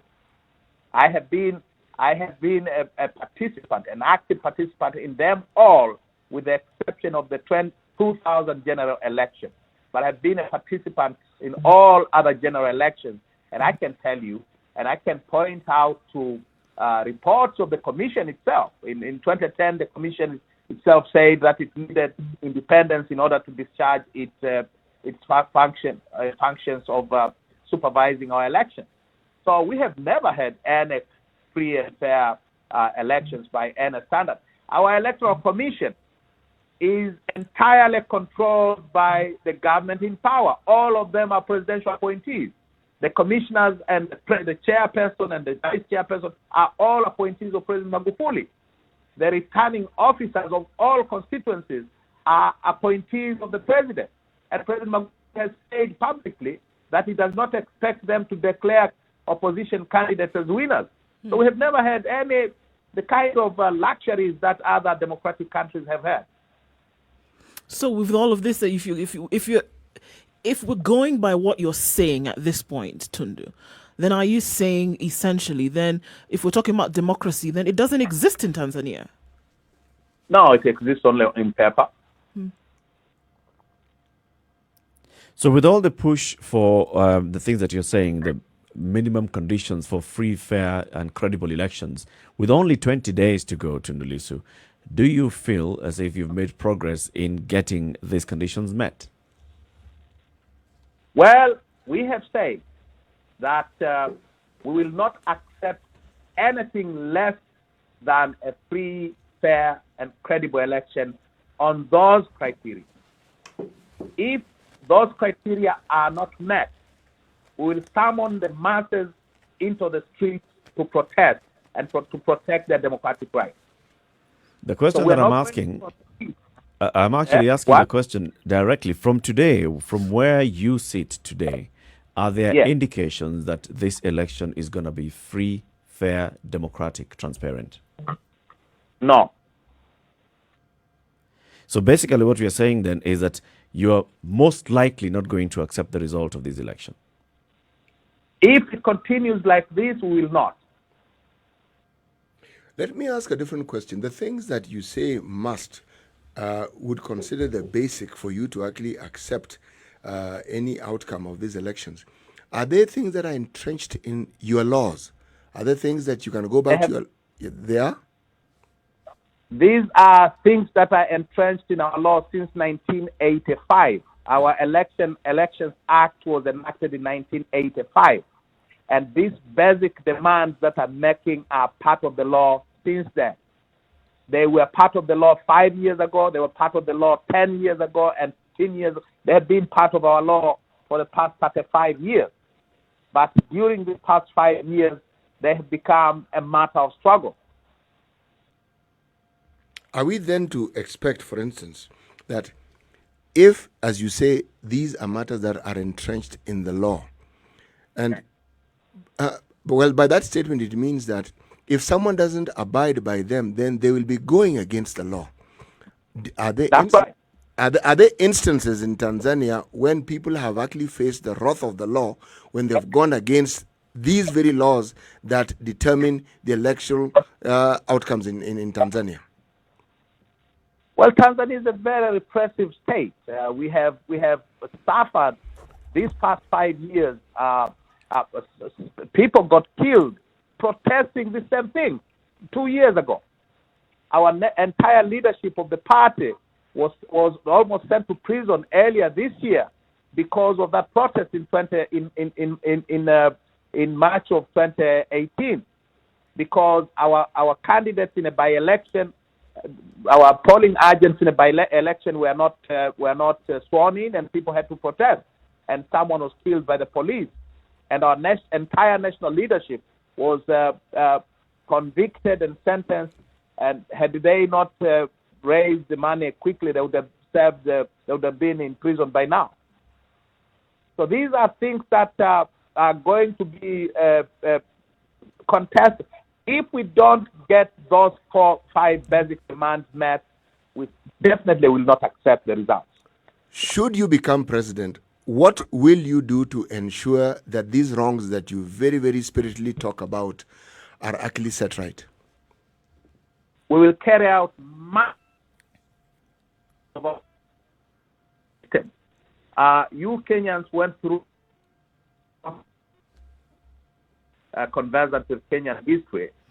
You went through a constitutional process that culminated with your 2010 constitution. We need the same. We have a constitution that is essentially a one-party constitution, which was enacted in 1977 at the heyday of the one-party autocracy. And therefore, to make sure that these things never happen again, we'll have to carry out a thorough democratization of our state and our politics. We will have to deal with the legacy of imperial presidency that has been a feature of our constitutional order since 1962. Essentially, our president has become an emperor. He's basically above the law.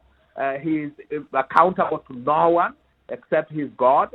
And because the president is above the law, his appointees are above the law everywhere. And this system has to go.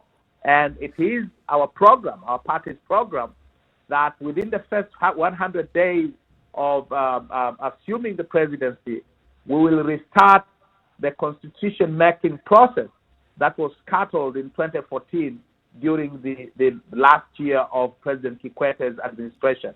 So we will carry out a thoroughgoing constitutional political reform to put our country into the 21st century in terms of its democratic standards.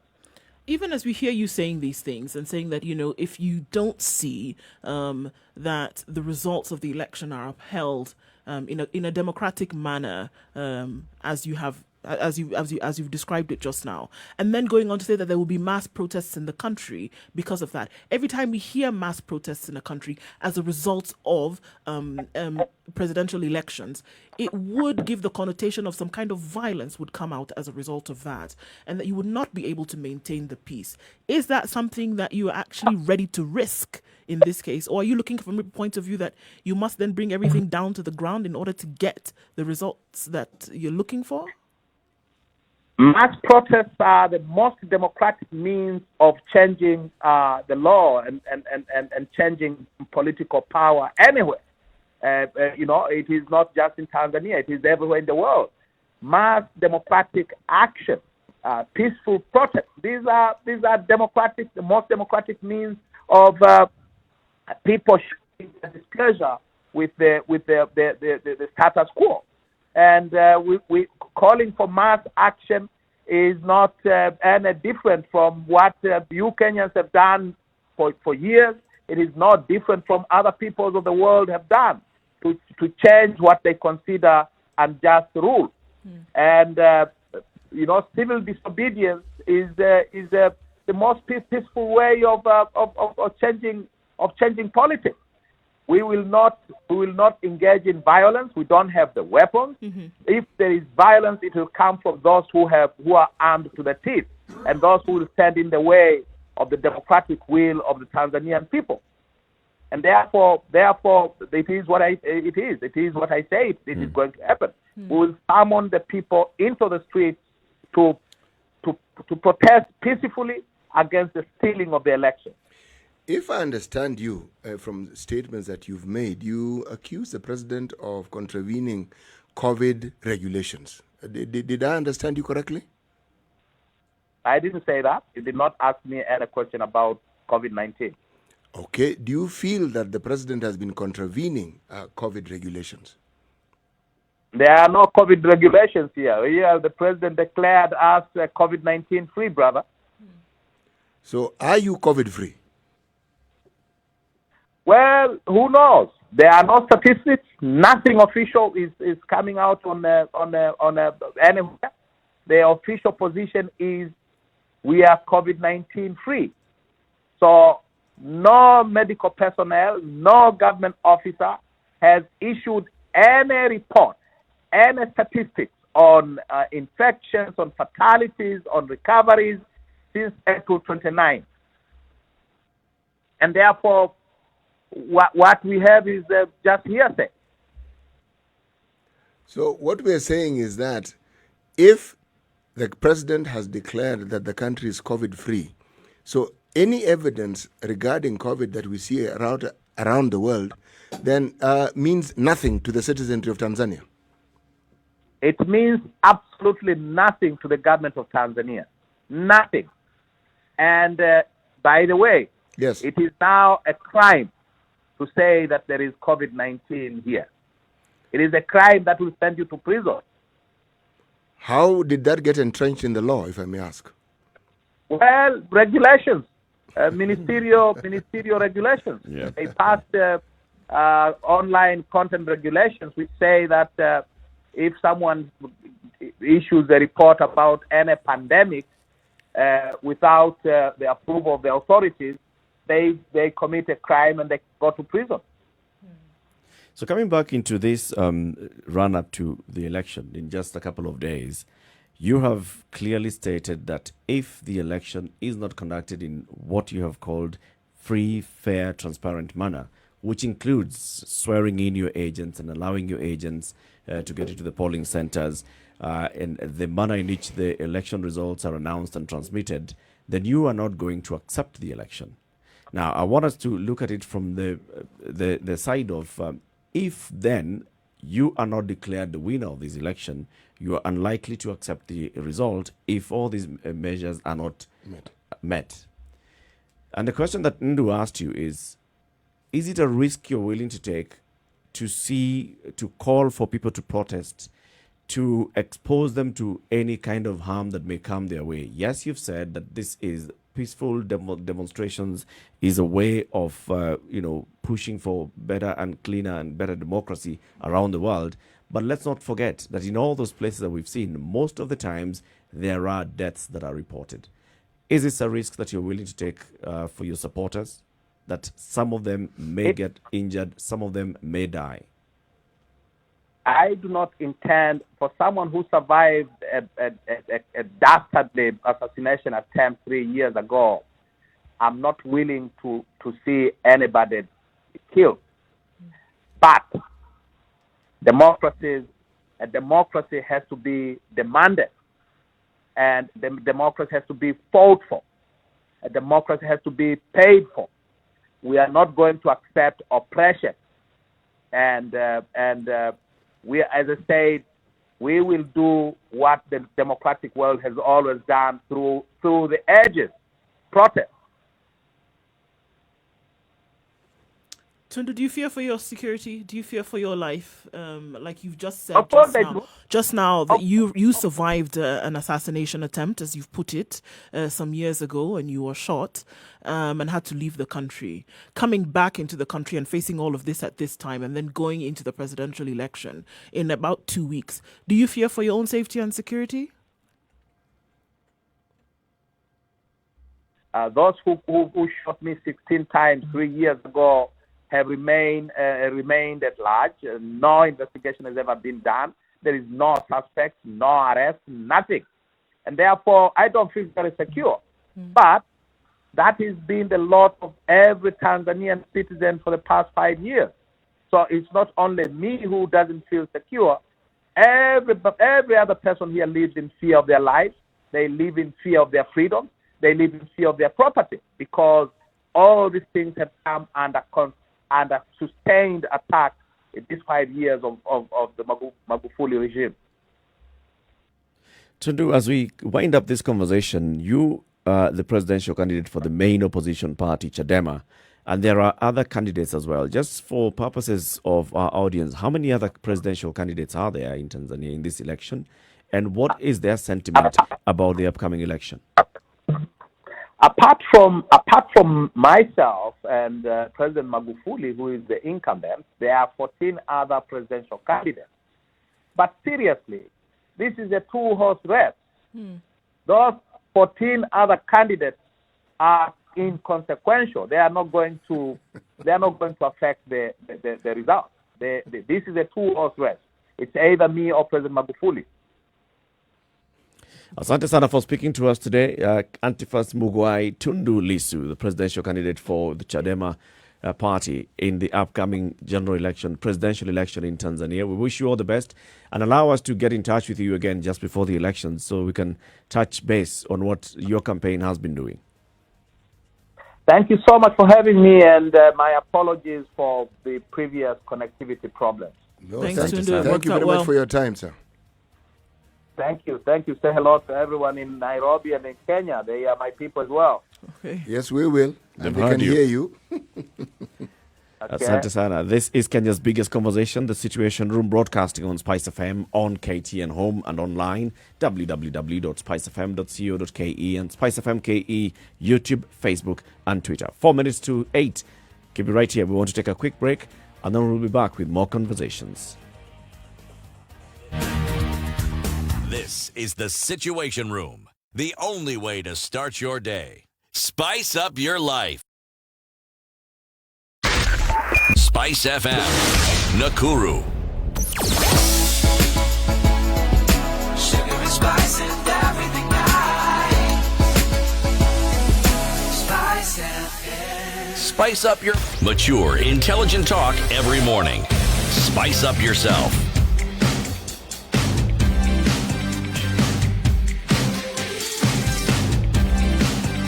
Mornings done right.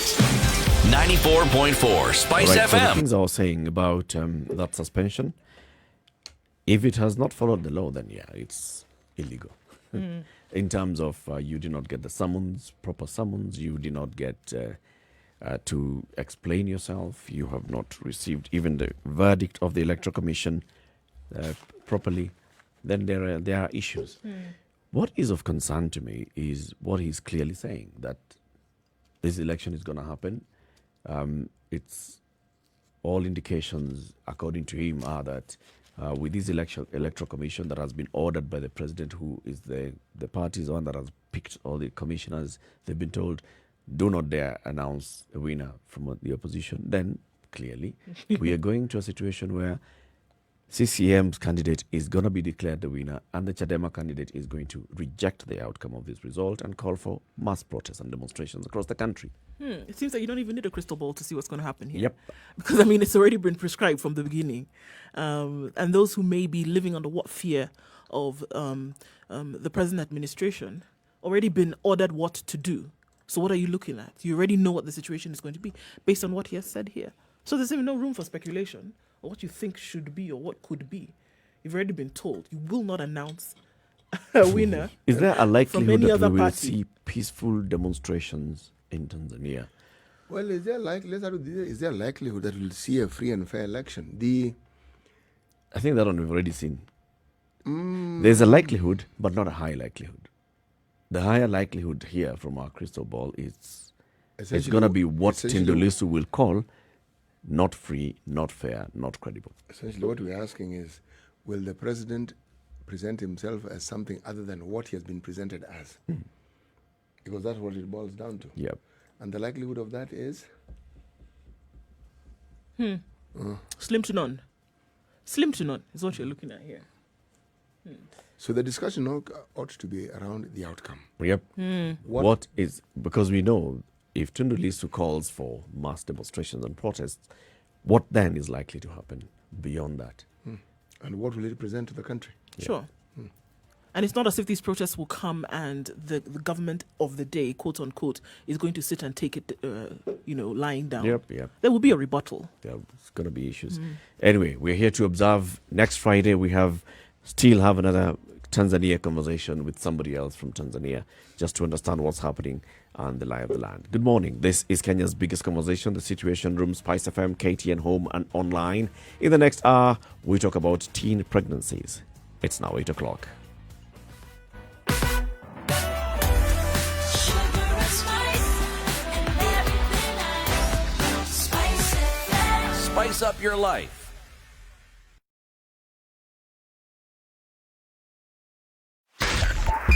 .5 Spice FM, Kisumu. Okay, so we still see some quite serious traffic on Mombasa Road this morning, trying to get into the CBD. That's moving along slowly. The Maimahiu situation continues, guys, for kilometers. There is a build-up there. We already see that around Salga, and then moving yesterday, there was some issues. So we also see that this morning. Maimahiu is going to be an issue this for some time in terms of traffic. So if you're headed in that direction, you want to keep an eye open because that's what is being served up just ahead of you. Let's look at Jogo Road. We're getting into the CBD. Is also looking a little tight. Getting to the City Stadium roundabout, and then onwards into industrial area or into the CBD. That is moving very slowly. But apart from that, it doesn't look too bad, except for what we see happening on Mombasa Road and what we see happening on Thika Road, in and outbound of the city. So we'll keep an eye on that for you. You can also help us if you see somewhere you're stuck. Might be able to help somebody else out. Spice FMKE, that's how you can reach us on Twitter or text us on 40127.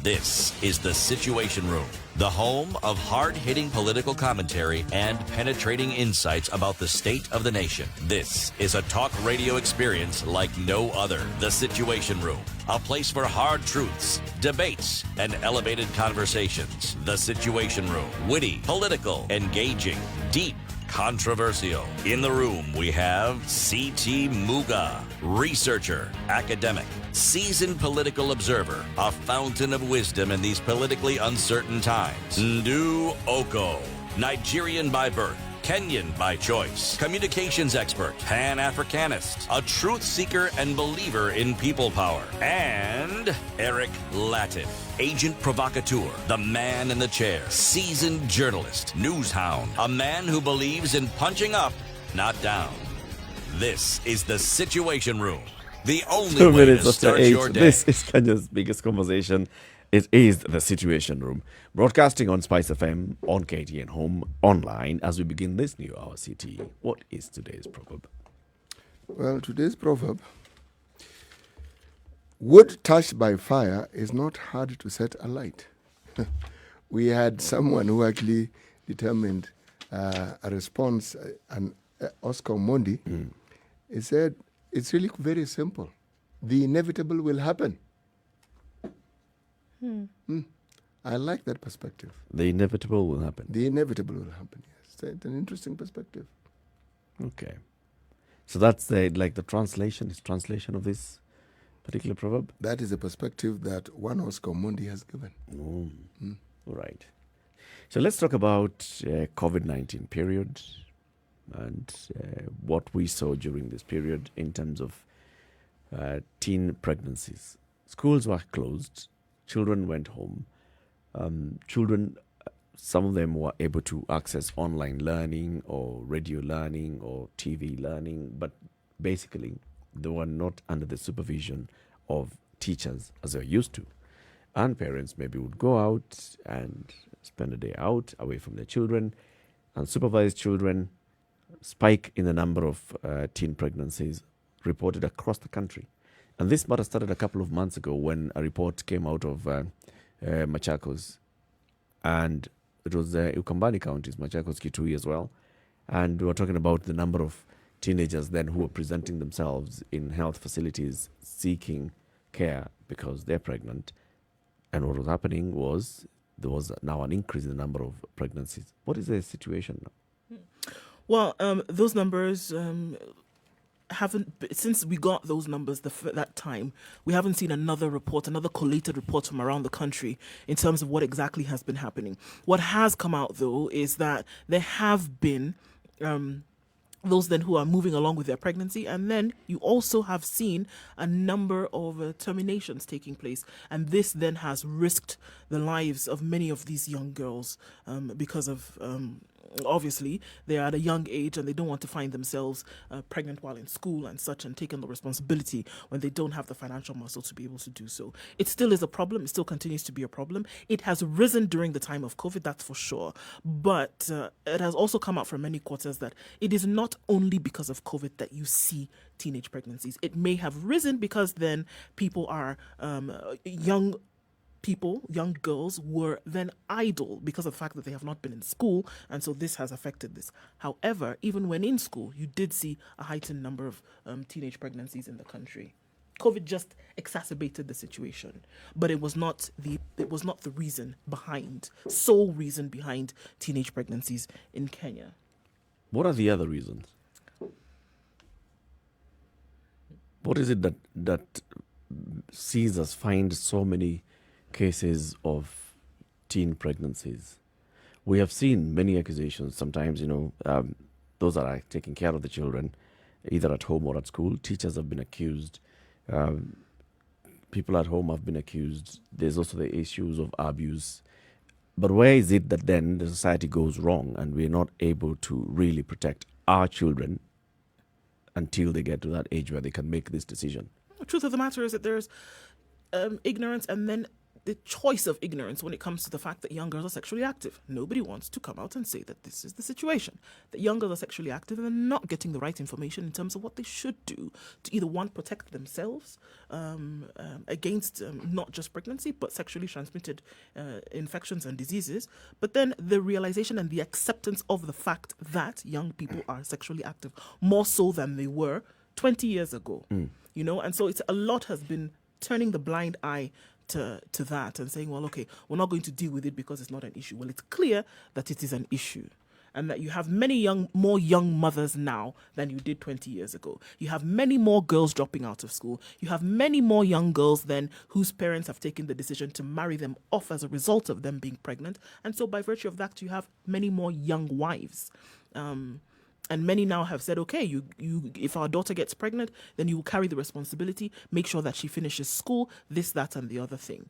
But the acceptance that many young girls or many younger people are more sexually active in this generation than they were in the previous is something that has not been accepted. There's also the reality that there are many more people now than there were 10 years ago, 20 years ago, 15 years ago. But exposure, media. We live in the information age. And in the information age, younger people are exposed to things that adults from previous generation would probably not encounter until they were actually adults or they had reached a certain age of consent. But you find that because of this age of information, people young, when I say young, even under the age of 10, young people are exposed to things that older people, even their own parents, would never even dream of, things that they themselves would not even consume. Right. So the availability of this, you asked about the contribution. Yes, it helps to fuel this particular fire nicely. It contributes very, very significantly. And then there's the question of parental supervision. School, in many, many ways, has helped with that. Because when children are in school, it means that they are sequestered in a particular place for a particular time, and there's a limit to what else they can do other than simply learn. Now you remove them from that particular setting and you bring them to a home setting that was only common during holidays. If you look at the pattern of even pregnancies that occur during holidays, there was a spike during holidays. Now here you've had a holiday for how many months?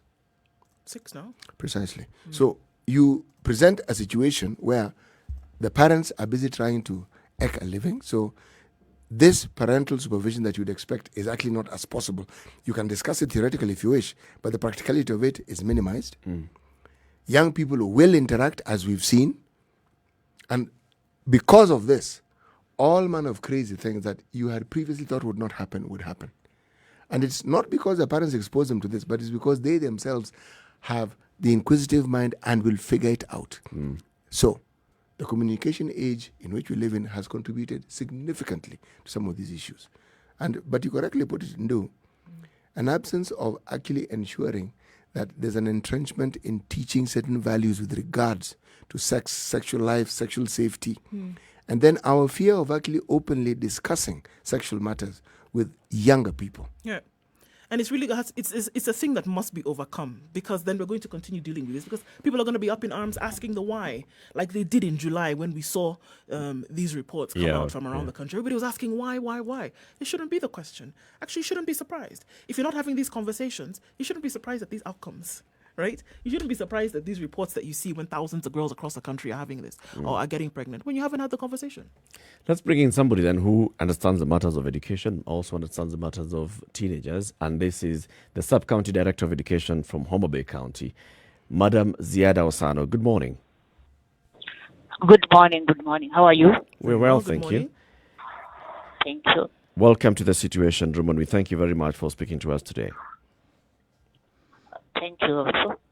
Now, Ziada, you've had our introduction to the issue. The issue is teen pregnancies during this COVID-19 period, and even looking beyond, before the COVID-19 and even beyond COVID-19. Very many issues of concern coming up. The issue of sex education to the teenagers, the issue of parental control, the issue of management in schools. What is your perspective before you give us the statistics that we have in Homa Bay County? Thank you. I think it has come out so clearly, the fact that it is assumed that teenage pregnancies the numbers have escalated because of the COVID issue. It would just come to us as a point of knowledge that teenage pregnancy has always been here with us because of the factors you have so enumerated. Like we have cultural issues where parents think it is really a big deal talking about the sexuality with their own children.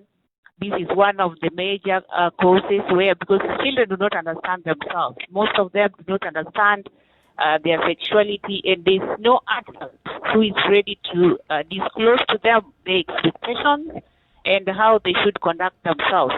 We have also had issues of these learners who are in school, and you were talking about the administrative cases in school. We have our teachers in school who have also trained as guidance and counseling personalities. They have tried to do the much they can, but it has not been quite 100% effective, because we know that if it is not a solid ground where parents are Sorry, involved, Madam Ziada, we have an issue with the line. Just as we try to sort that out, you had talked to our producer John. The issue that she's raising, yes, she's talking about actually, in school we have teachers who are trained guardians and counseling. So they are able to Guidance, not guardians. Guidance. What did I say? Guardians, yes. It's that day. It's Friday.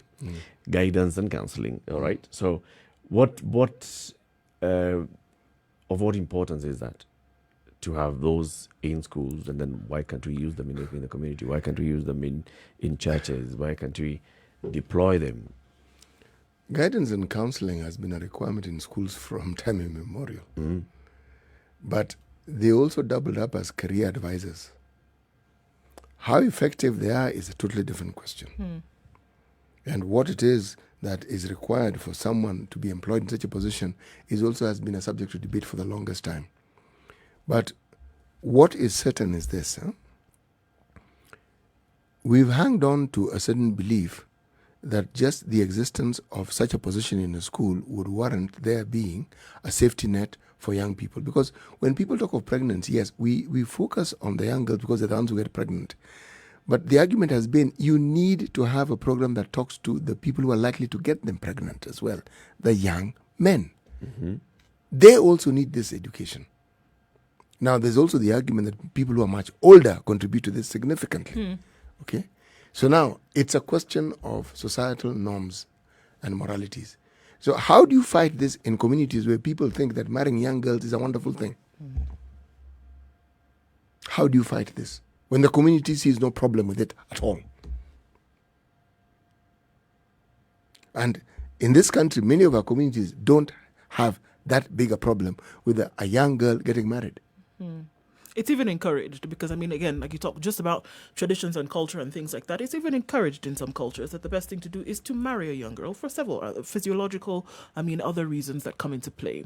And you say that so she can also grow with her children, grow with the family, that kind of thing. So it's accepted in many places. But mine is that this education has to come from a very young age. And, some have even advocated to the point where they say by the time a child knows that they're either a girl or a boy is when you should be having these conversations. By the time they're out in the playground playing at 6, 7, 8 years old, they're already formed. What is this conversation? They've We already keep been talking about, socialized. we need to teach them about sex. What is this conversation? What's the content of this education? First of all, just plainly even knowing your body.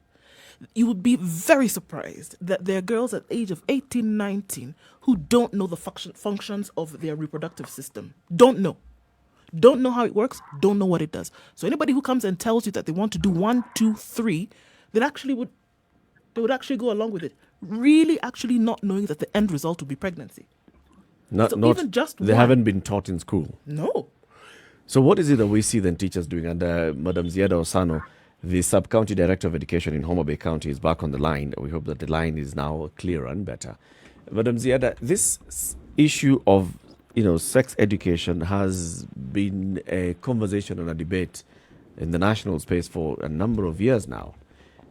I'm asking, how do we define this sex education? What is the content of this sex education that you're talking about? What is it that the education officers or the stakeholders in education, teachers, what is it that they teach children? Okay, thank you. When it comes to sex education, we advocate that what is covered in the syllabus, the teachers should go beyond it. Because what is actually covered in the syllabus entails just what is comprised in the body.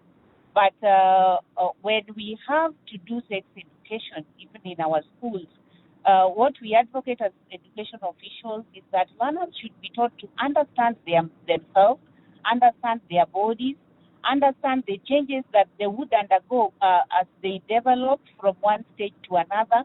And then with that, they should be able to know how to manage themselves individually and also depending on their sexuality. All this is comprised of sex education in our schools. Most of it may not be entrenched in the syllabus, the current syllabus. That's why if you have listened time and again, there has been need for review of the syllabus coverage so that what is entrenched in the syllabus concerning sexuality becomes a little bit broader. Although currently the syllabus that the Ministry of Education offers begins to offer sexuality and of course growth systems from class 6 as you move on up to Form 2. But it is not very comprehensive, and that is why a review of it is necessary and may be in progress by KICD so that it becomes more comprehensive to enable the learners to understand themselves more. Does this particular education require reinforcement? Because yes, students spend a considerable time in school with their teachers, but when they leave school, if what is taught isn't reinforced in a social setting or in a home setting, how do you actually expect these values to be entrenched? This is where we have been trying to have a linkage where we are talking about parental responsibility in bringing up our learners and our children, and especially those of them who now are out of school. And we are all aware that they are not just out of school when they are done with school. They are always out of school even when they break for school holiday. So the ministry has tried to work it out that we have parental linkage and so that we take up parental responsibilities as parents, so that the parents are also able to take up their role of bringing up their own children in the right way. And if they also understand the idea that they should talk about sexuality with their own children, it will help in assisting what the teachers are already entrenching in the learners when they are in school. You know, when I hear this conversation this way, City, what I get is it needs to start from, other levels of society, even before it gets to the children. Why is it that parents are not comfortable having this conversation with children? Why is it that adults are not comfortable having this conversation with children? Because teachers are adults just like everybody else who's not a teacher. if we as a society are not able to really have that conversation, sit down with your son, your daughter, and tell them, teach them this sex education, if we're not able to really bring our minds and our comfort levels to a point where we can talk about this, how are we going to do it? It would be very, very difficult, of course, because at the end of the day is that, you can't pass on what you don't have, right? And even something that you're not comfortable with, it would be very difficult to then pass it on to somebody else and expect that individual to be comfortable with it at all. And I think that we're still living, especially here where we are, we're still living in a time where just the very talk of sex and sexual relations is taboo. It still carries with it a very heavy weight of taboo, that you still don't have that open and honest conversation. And everything about sex has nothing to do with the physiological, but has everything to do with the moral. Because, as CT often says, it's something that you only discuss or do in the dark with the lights off and doors closed. And if you can put it in a bunker underneath the earth, that's when you can have that conversation. But it needs to be open, because guess what? It comes out into the open. You have thousands of girls who are pregnant, and then parents are wondering what happened and where did all of this come from? It's a reality. The conversations are not being had from parents to even to each other. Forget about children. To each other, one to the other. These conversations are not taking place. How then do you expect it to happen now for children, for them to understand? When parents one to the other are not having it, or partners are not having it with one another, it's not possible then to now teach your children. What are you going to teach? How do you pass on something that you do not have?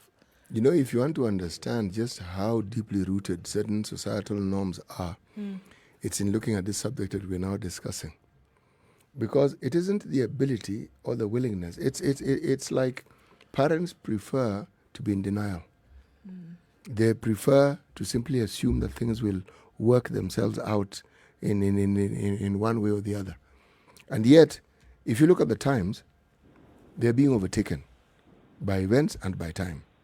It's a very uncomfortable situation when your own children may understand this subject or are willing to discuss it more than you. So how exactly do you even take reins of it and take charge of it? And they will see and they will understand that you're uncomfortable with it. It's a very odd thing, Eric, but when in HIV and AIDS research or even in care and treatment, one of the things that was found was some of the biggest hindrance to actually proper care and treatment was the caregivers themselves. Because you couldn't discuss HIV without discussing sex. And this is something people were uncomfortable with. Yep. And your participant, your patient, your client can see this. And when they see this, then what it means is they limit what they're going to tell you. And their comfort in talking to you and explaining it is what helps you even understand how best you can assist them. Yeah. But if they can see you're already uncomfortable, they're going to stop. They are going to sort of like veer around it. They'll veer around it. Talk around so even it. when you talk about teachers in school, and Ziada Osano is on the line with us, Madam Ziada, even are teachers comfortable talking sex with their pupils and students? Yes, our teachers, because most of the students you find they are just related to them in terms of student-teacher relationship. So when we have our teachers and our learners, the kind of relationship they are in gives it an easy avenue for them to talk about sexuality with their learners without any barriers. It is a little bit different from when we have the case of a parent and a child. Because the case of a parent and a child, the parent may feel a little bit uneasy. That is where we are talking about cultural setting where parents may think it is a bit unusual for them to talk about sexuality with their own children. But the teachers do it perfectly because they don't have any barriers between them and their learners. And so in school, it has been more effective as compared to if we talk about the discussion of sexuality between parents and their own children. What sort of training do these teachers undergo to be able to be proficient in these discussions? We have special teachers in each and every school who are trained in guidance and counseling. These teachers head a department in our institutions called the Guidance and Counseling Department, under which they also have teachers who work with them, who have undergone counseling training. But when we talk about the general training of teachers concerning what they can talk about sexuality in school, then in their training in our institutions of where they train as teachers, we just have child psychology. That is a course in which they learn a lot about children, their development, and the stages they undergo, and how they can handle these learners of different stages. And remember, our training of teachers goes per age. We have special training for teachers who are going to handle learners who are from maybe in our primary institutions, who are maybe from the age of 11 up to around 14. And we have a different set of training for our teachers who handle our learners who are also undergoing sexuality challenges, who are between the ages of 15 to 18.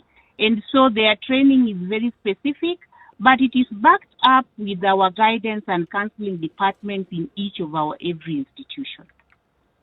Let's take a break here and then we'll continue this conversation after the short break, taking a look at weather and traffic.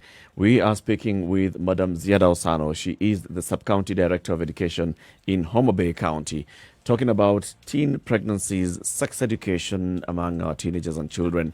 What is it that needs to be done in order to start fighting this rising number of cases of teenage pregnancies?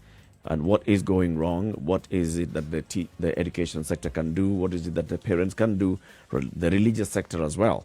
All of them. This is Kenya's biggest conversation, broadcasting on Spice FM, on KTN Home, and online 26 minutes after 8. We'll be back shortly. 102.5 Spice FM, Kisumu. This is the Situation Room. The only way to start your day. Spice up your life.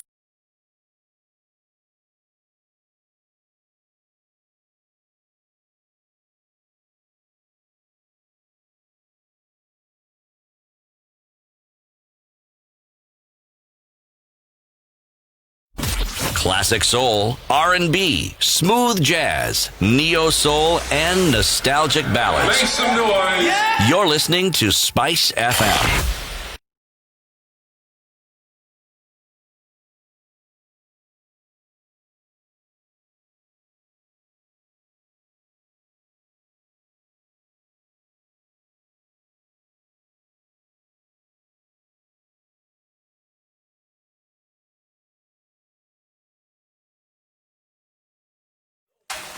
The weather with Spice FM. Okay, so Nairobi is looking just partly cloudy this morning. Highs of 28 and lows of 14.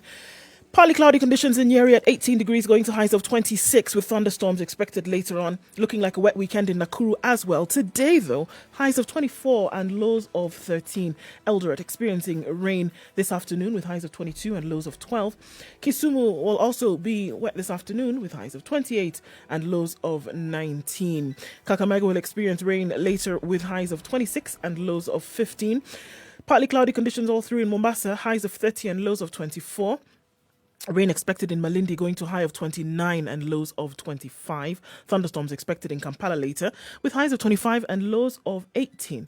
Dar es Salaam, highs of 32 and lows of 23. Partly cloudy conditions throughout today. Johannesburg, partly cloudy, highs of 22 and lows of 13, while Lagos continues to experience rain with highs of 29 and lows of 23.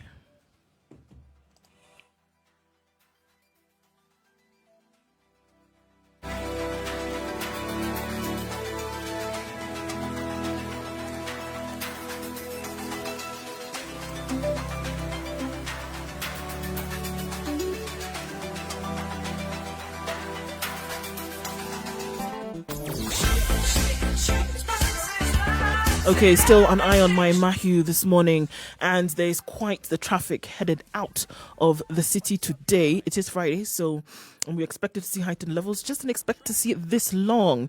So if you might be stuck there, just know that that's what's up ahead. Mombasa Road easing out just slightly, and Traffic then still heavy around the SGR, moving towards Cabanas this morning. Okay, getting off a Figure Road and into the city centre. We won't have too much. It's not too bad, but right around Garrett clogs up just a bit. Spice FM KE, that's how you can get to us in case you're stuck somewhere. The eastern and southern bypasses are open, guys, in case you need to use a longer route, but you won't be stuck in traffic. Okay, or you can text us 40127.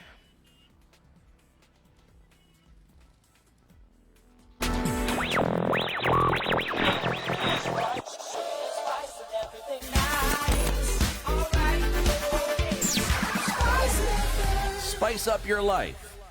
Mature, intelligent talk every morning. Spice up yourself.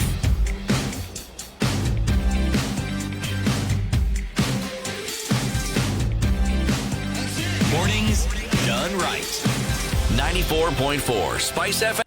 All right, so we're still on Kenya's biggest conversation this morning, and we're looking at teenage pregnancies in the country and trying to understand why we saw the rise, make some sense in terms of COVID-19 and the idleness that we saw take quite a number of young people by storm. But then still asking ourselves the question that why is it so high in this country?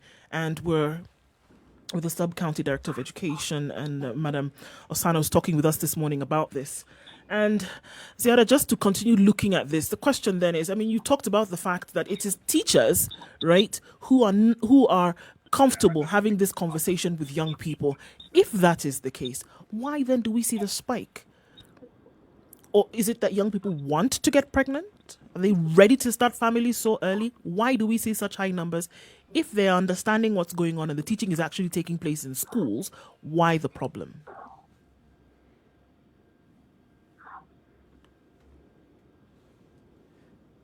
Ziada Osiano is with us on the line. She's the Sub-County Director of Education for Homa Bay County. Just getting her back. I think she's stepped away from the phone for a moment. So your question is why what? Well, I mean, before we went to this break, she had said that, teachers are engaging students, engaging learners, and saying there's this understanding. We know what's going on. We are comfortable having this conversation.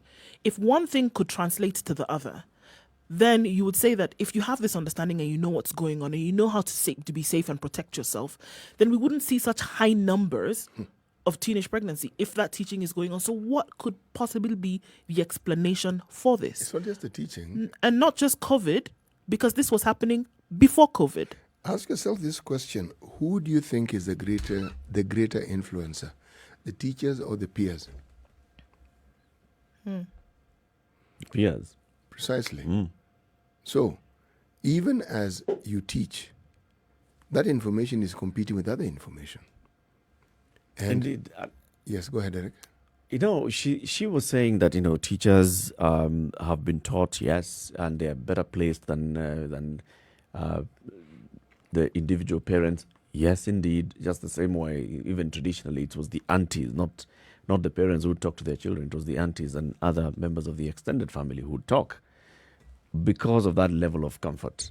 But even the way we are now, and we see the teachers speaking to their pupils and learners, do they get to a level where the children feel comfortable enough to go to the teacher asking questions, or is it just one-way communication with the teachers?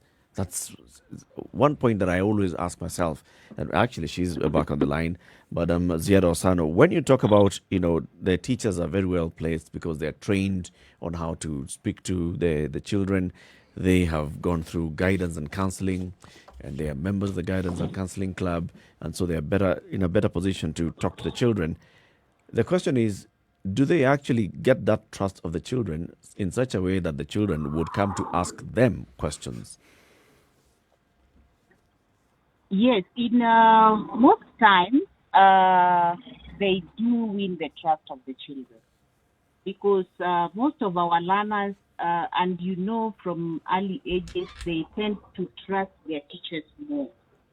So we have had cases in our institutions where our learners have confided in teachers and they have been able to give teachers information that even their parents are not aware about.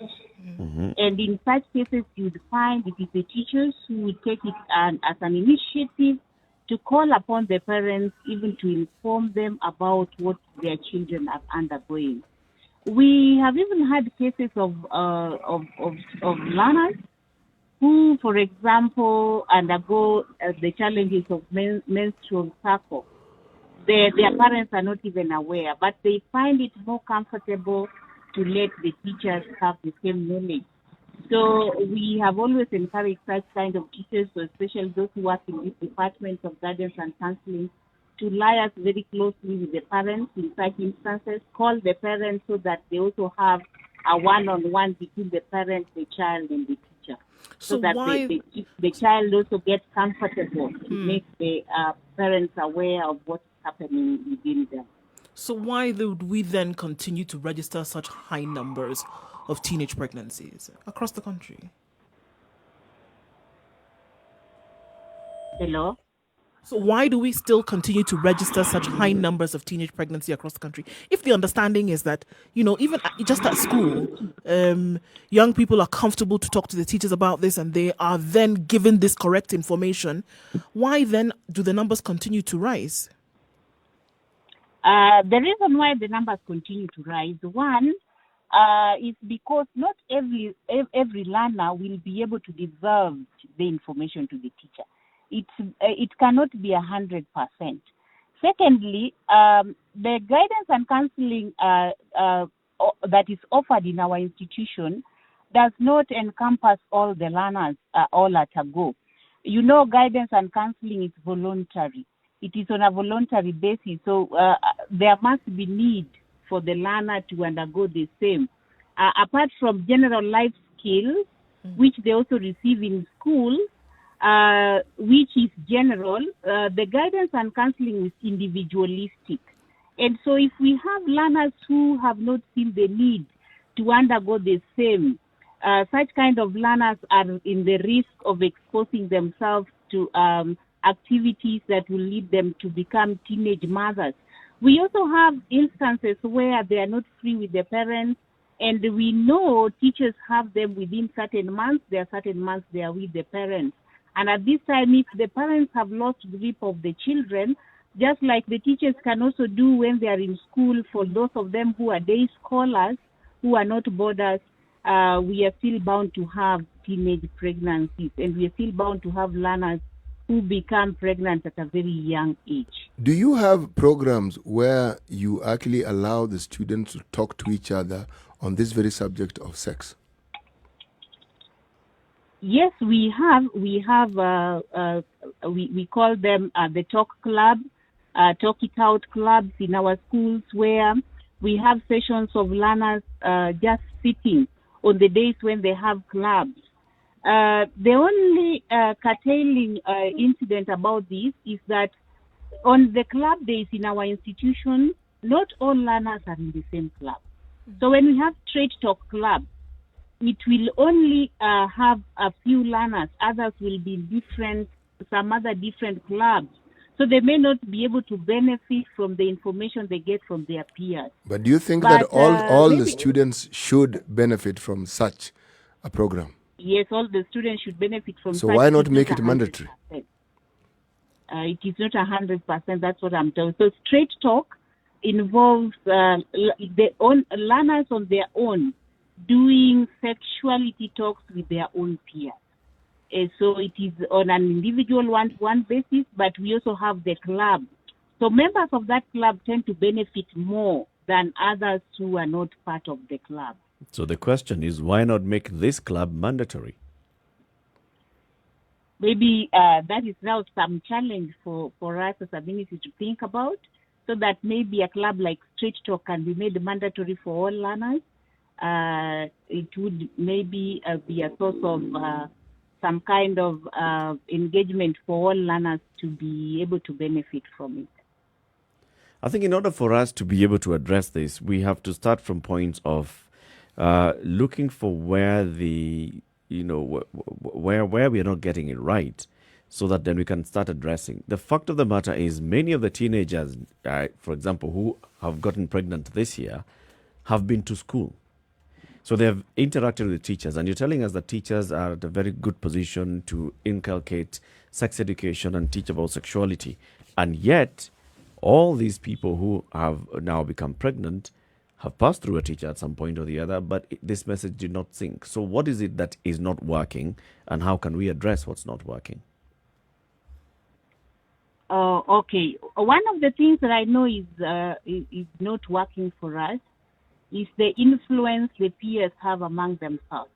Because we have a lot of peer influence. You find peers who are relating with each other, they tend to feed information to the others, and it spreads very fast. And peers of the same sex believe themselves more than they tend to believe adults. So you realize that when a peer would tell the friend what they think is right, which may not necessarily be right, the friend would easily buy that to want to fit in the setup of their peers, different from what they imagine the adult is telling them, who they feel may not be in the same class with them, class in quotes, because actually we do not have classes.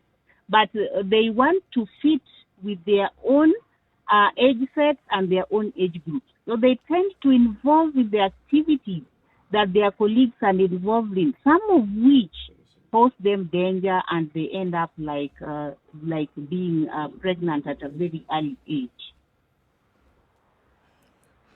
Now, we saw high numbers of young girls getting pregnant in the country just this year alone.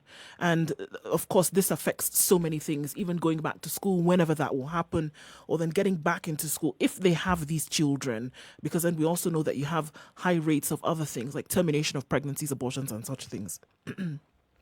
Moving forward, how then, because to me it's still stuck in my mind that something along the line is not working.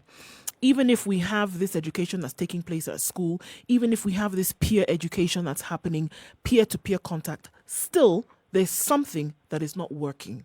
And I'm saying, or I'm asking, going forward now, to stop some of this from happening at the alarming rates at which they are, what exactly is it that can be done? Beyond reviewing mechanisms that are used, is there something else that can be done that we can say, really, young people have gotten to the realization and understanding of this is what is happening in my body? Yeah. Is there something more that can be done? And as you answer that question, let's also hear this question coming in from Patrick in Vihiga. Good morning, Patrick. Yes, sir. Good morning. How are you? We're fine, thank you. Yeah, I'm following up the discussions over the topic. Mm-hmm. I agree with the lady. Yep. But from the policy desk, that is what should be done, but it is not happening really. Mm. Yeah, in fact, there is no teacher who is really committed to embark on such education and give the children the guidelines required. Why? I think it's a matter of attitude and lack of interest in the matter. Mm-hmm. Yeah, at the same time, Mm-hmm. Teachers spend a very short time with the children at school, but when they go out, there is this peer influence. Okay. You know, the teacher will teach, give people information, but someone's outside there, like the border men, will give these girls incentives, and they just fall in the trap. Okay. So what the lady is saying is what should happen, but practically it is not happening. Kwa ground vitu ni different. Eh? Kwa ground vitu ni different. Quite different. But from the policy desk where she's sitting, yeah, that is actually what should be done. All right. Thank you very much, Patrick. And remember, mm-hmm.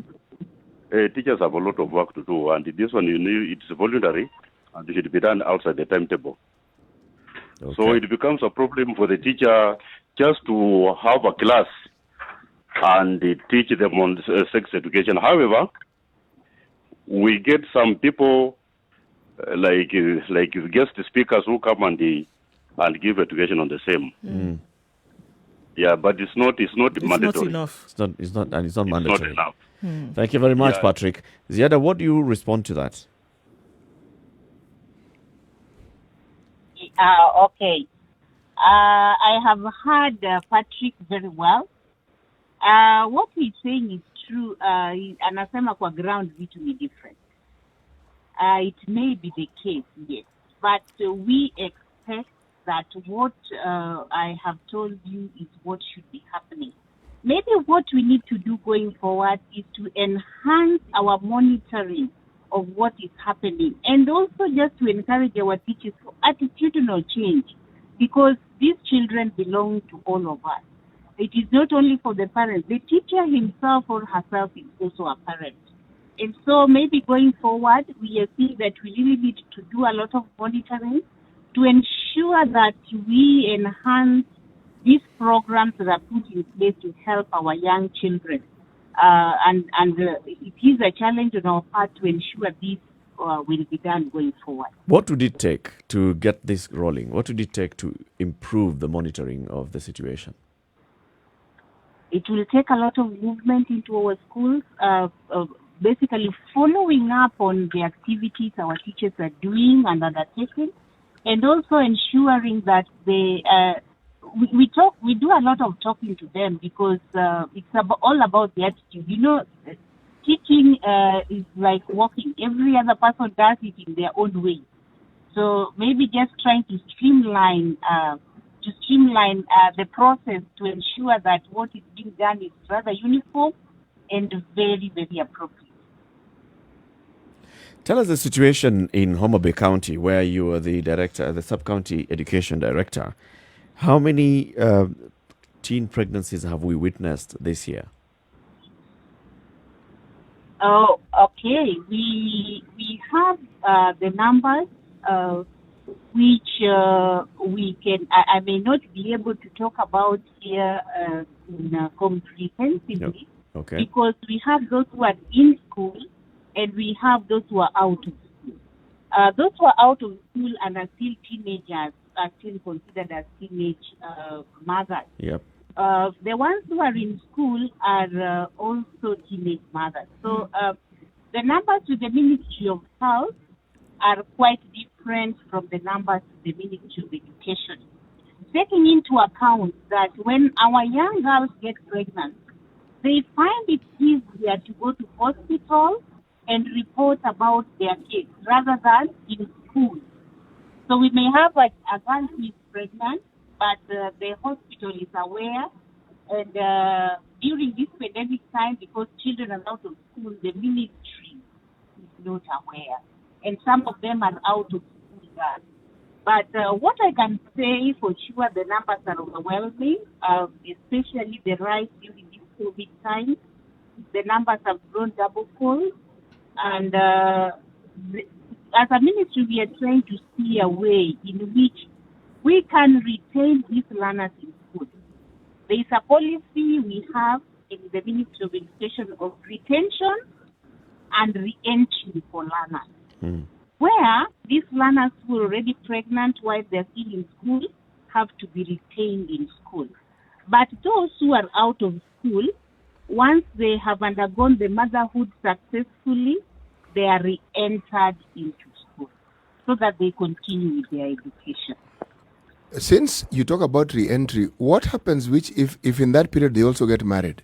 Are they also allowed back in school? Yes, if they are still underage, if they have not reached the age of 18, we have always tried, because remember, in the country, it is education for all, and it is free basic education for all. So we have free education from primary school close up to Form 4. So we use the Ministry of Interior. That is where we have our deputy county commissioners boiling down to the chiefs and the assistant chiefs to be able to track these learners. Even if they are married and they are underage, we bring them back to school. But beyond tracking them, and is there anything else you do to perhaps reduce the marriages of these underage girls and boys?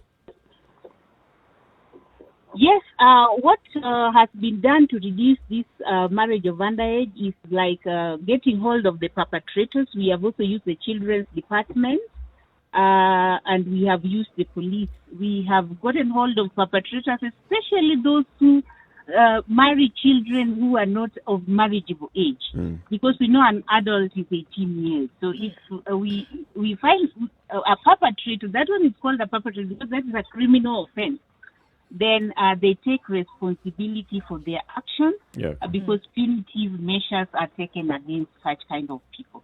There's another question coming in from Milimo in Nairobi. Good morning, Milimo. Good morning, Eric.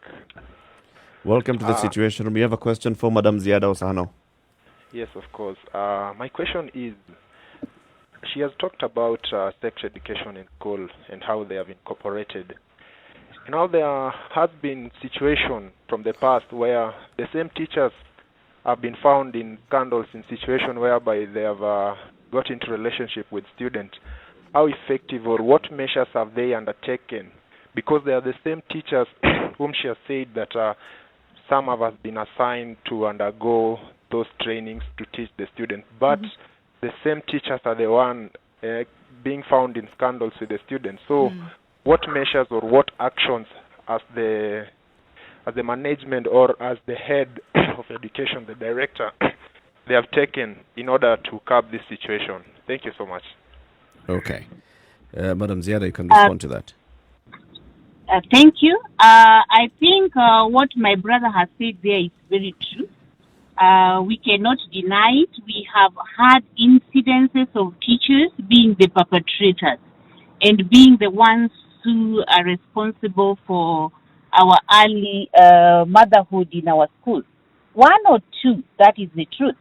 I want to put it very clearly for all of us to know that that is a very punitive offense for a teacher.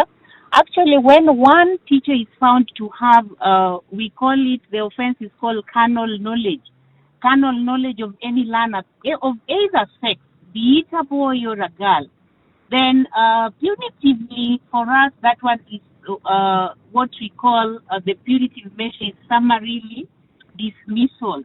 This teacher will not even undergo any hearing. This one, once it has been confirmed, the teacher will be summarily dismissed, will be deregistered from being a teacher. The only problem we have had concerning this is because we have had parents or even guardians who know that it is teachers who are responsible, and they have been able to think of sorting it out at their level without letting this be known. So we want to let the public know that once we are aware of who has perpetrated such an action, whether a teacher or a non-teacher, there are always punitive measures that the Ministry and the Teacher Service Commission, when it's a teacher, undertakes to punish these people, and they become responsible for the actions they have taken.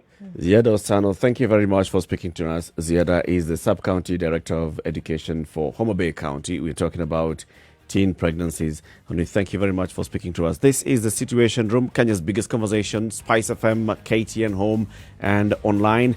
We'd like to say goodbye to our audience on KTN Home. Join us again Monday, 7 a.m. to 9 o'clock. But this show continues every weekday morning, 6 a.m. to 10 a.m. on Spice FM. If you're in Nairobi, 94.4, Mombasa, 87.9, 102.5 in Kisumu, Nakuru is 96.0, 96.7 in Eldoret, Njeri, 90.9, and Malindi, 97.7, 7 minutes to 9. This is the Situation Room, the only way to start your day. Spice up your life. Spice FM. Njeri. Chilled Spice. Mature, intelligent talk every morning. Spice up yourself.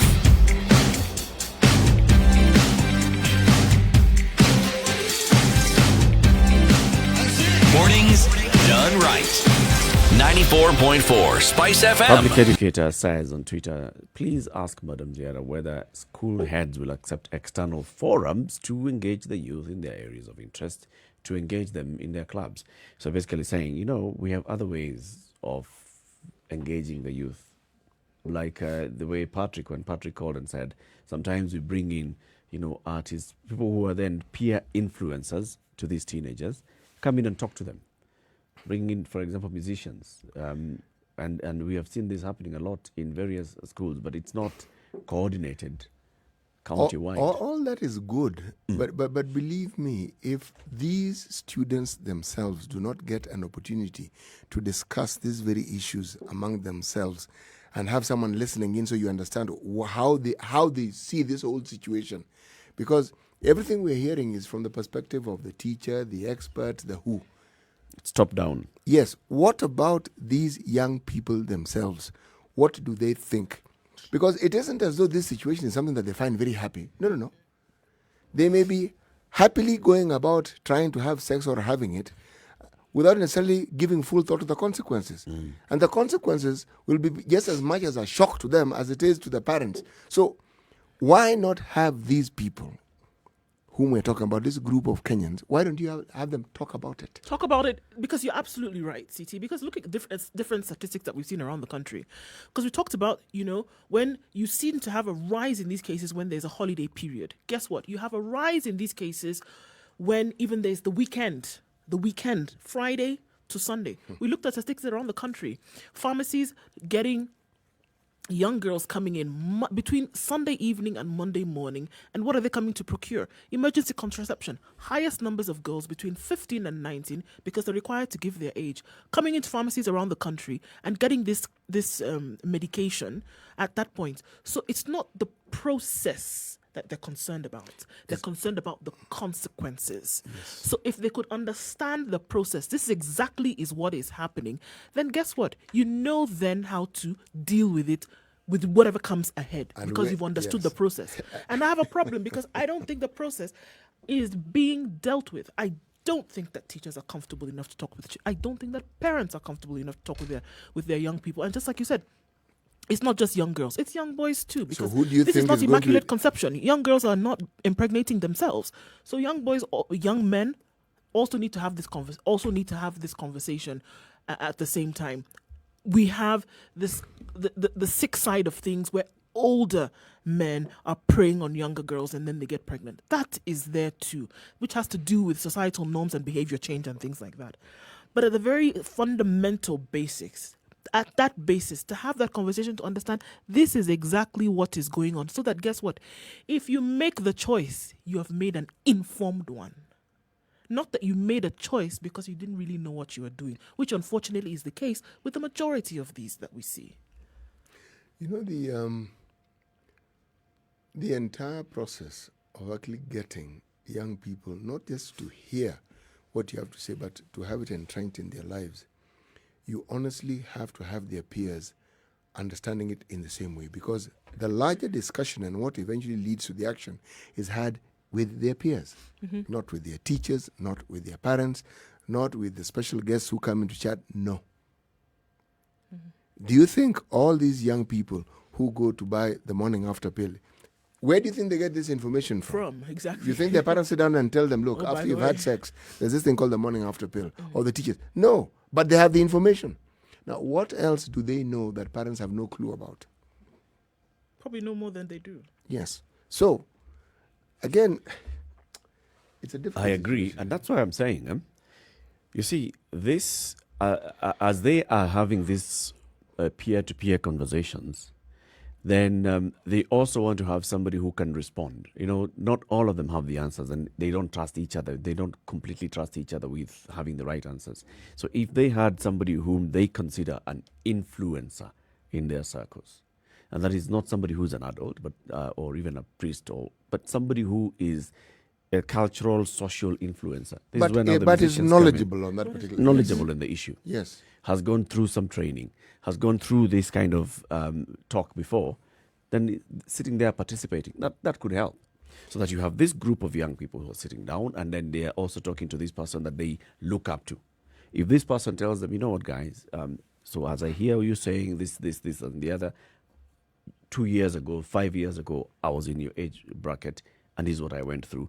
You can listen. I believe they could listen. It could maybe have an influence. These conversations have to be moderated, Eric, and you're right.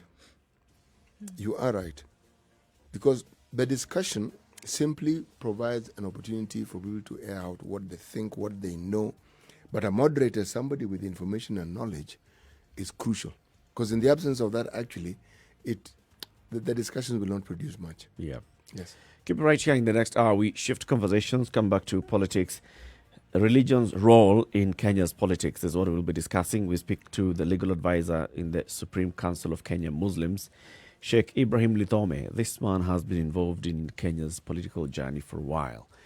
Part of Ufungamano, he's part of the Interreligious Council of Kenya and all. So we'll be seeking to understand religion's role in Kenya's politics. Good morning, 9 o'clock.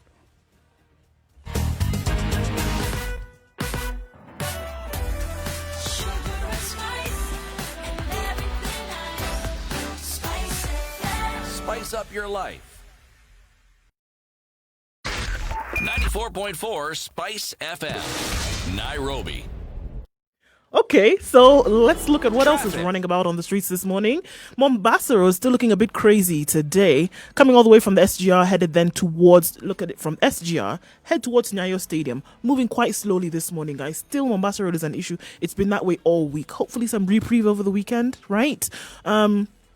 Also looking at Thika Road, getting into the CBD, not so bad. It's actually looking good some ways right now. Okay, getting into the CBD from Langata Road, from Gong Road, and also from the side of Hurlingham also looks good as you then join Valley Road and head into the CBD. So good.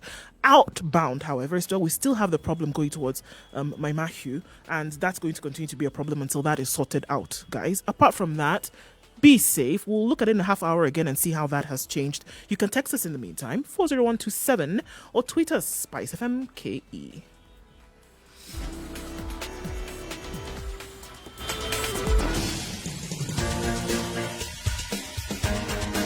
This is The Situation Room, the home of hard-hitting political commentary and penetrating insights about the state of the nation. This is a talk radio experience like no other. The Situation Room, a place for hard truths, debates, and elevated conversations. The Situation Room, witty, political, engaging, deep, controversial. In the room, we have C.T. Muga, researcher, academic, seasoned political observer, a fountain of wisdom in these politically uncertain times. Nduh Okoh, Nigerian by birth, Kenyan by choice, communications expert, Pan-Africanist, a truth seeker and believer in people power, and Eric Latiff, agent provocateur, the man in the chair, seasoned journalist, news hound, a man who believes in punching up, not down. This is The Situation Room, the only way to start your day. 2 minutes after 9. The conversation continues. This is Spice FM.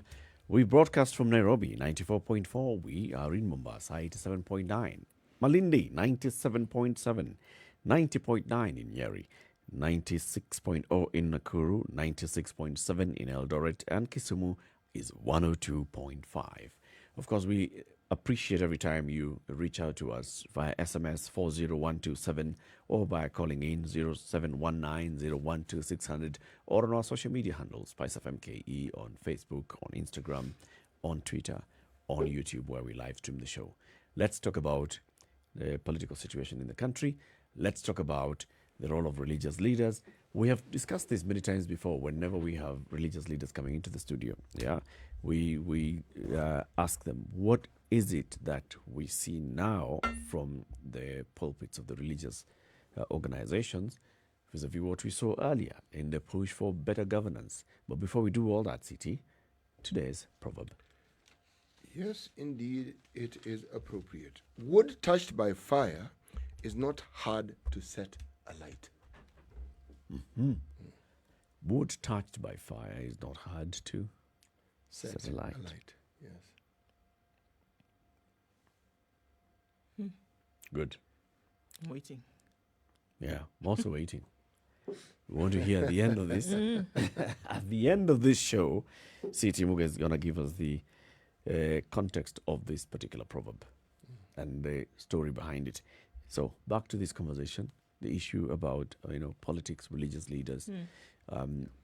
When we saw what was happening at Kennel on Sunday, very many people were coming and saying, look, this is because religious leaders, church leaders have allowed politicians to come and speak in church, to come just because somebody is contributing money, you give them a platform. and they take advantage of that platform. They address the congregation.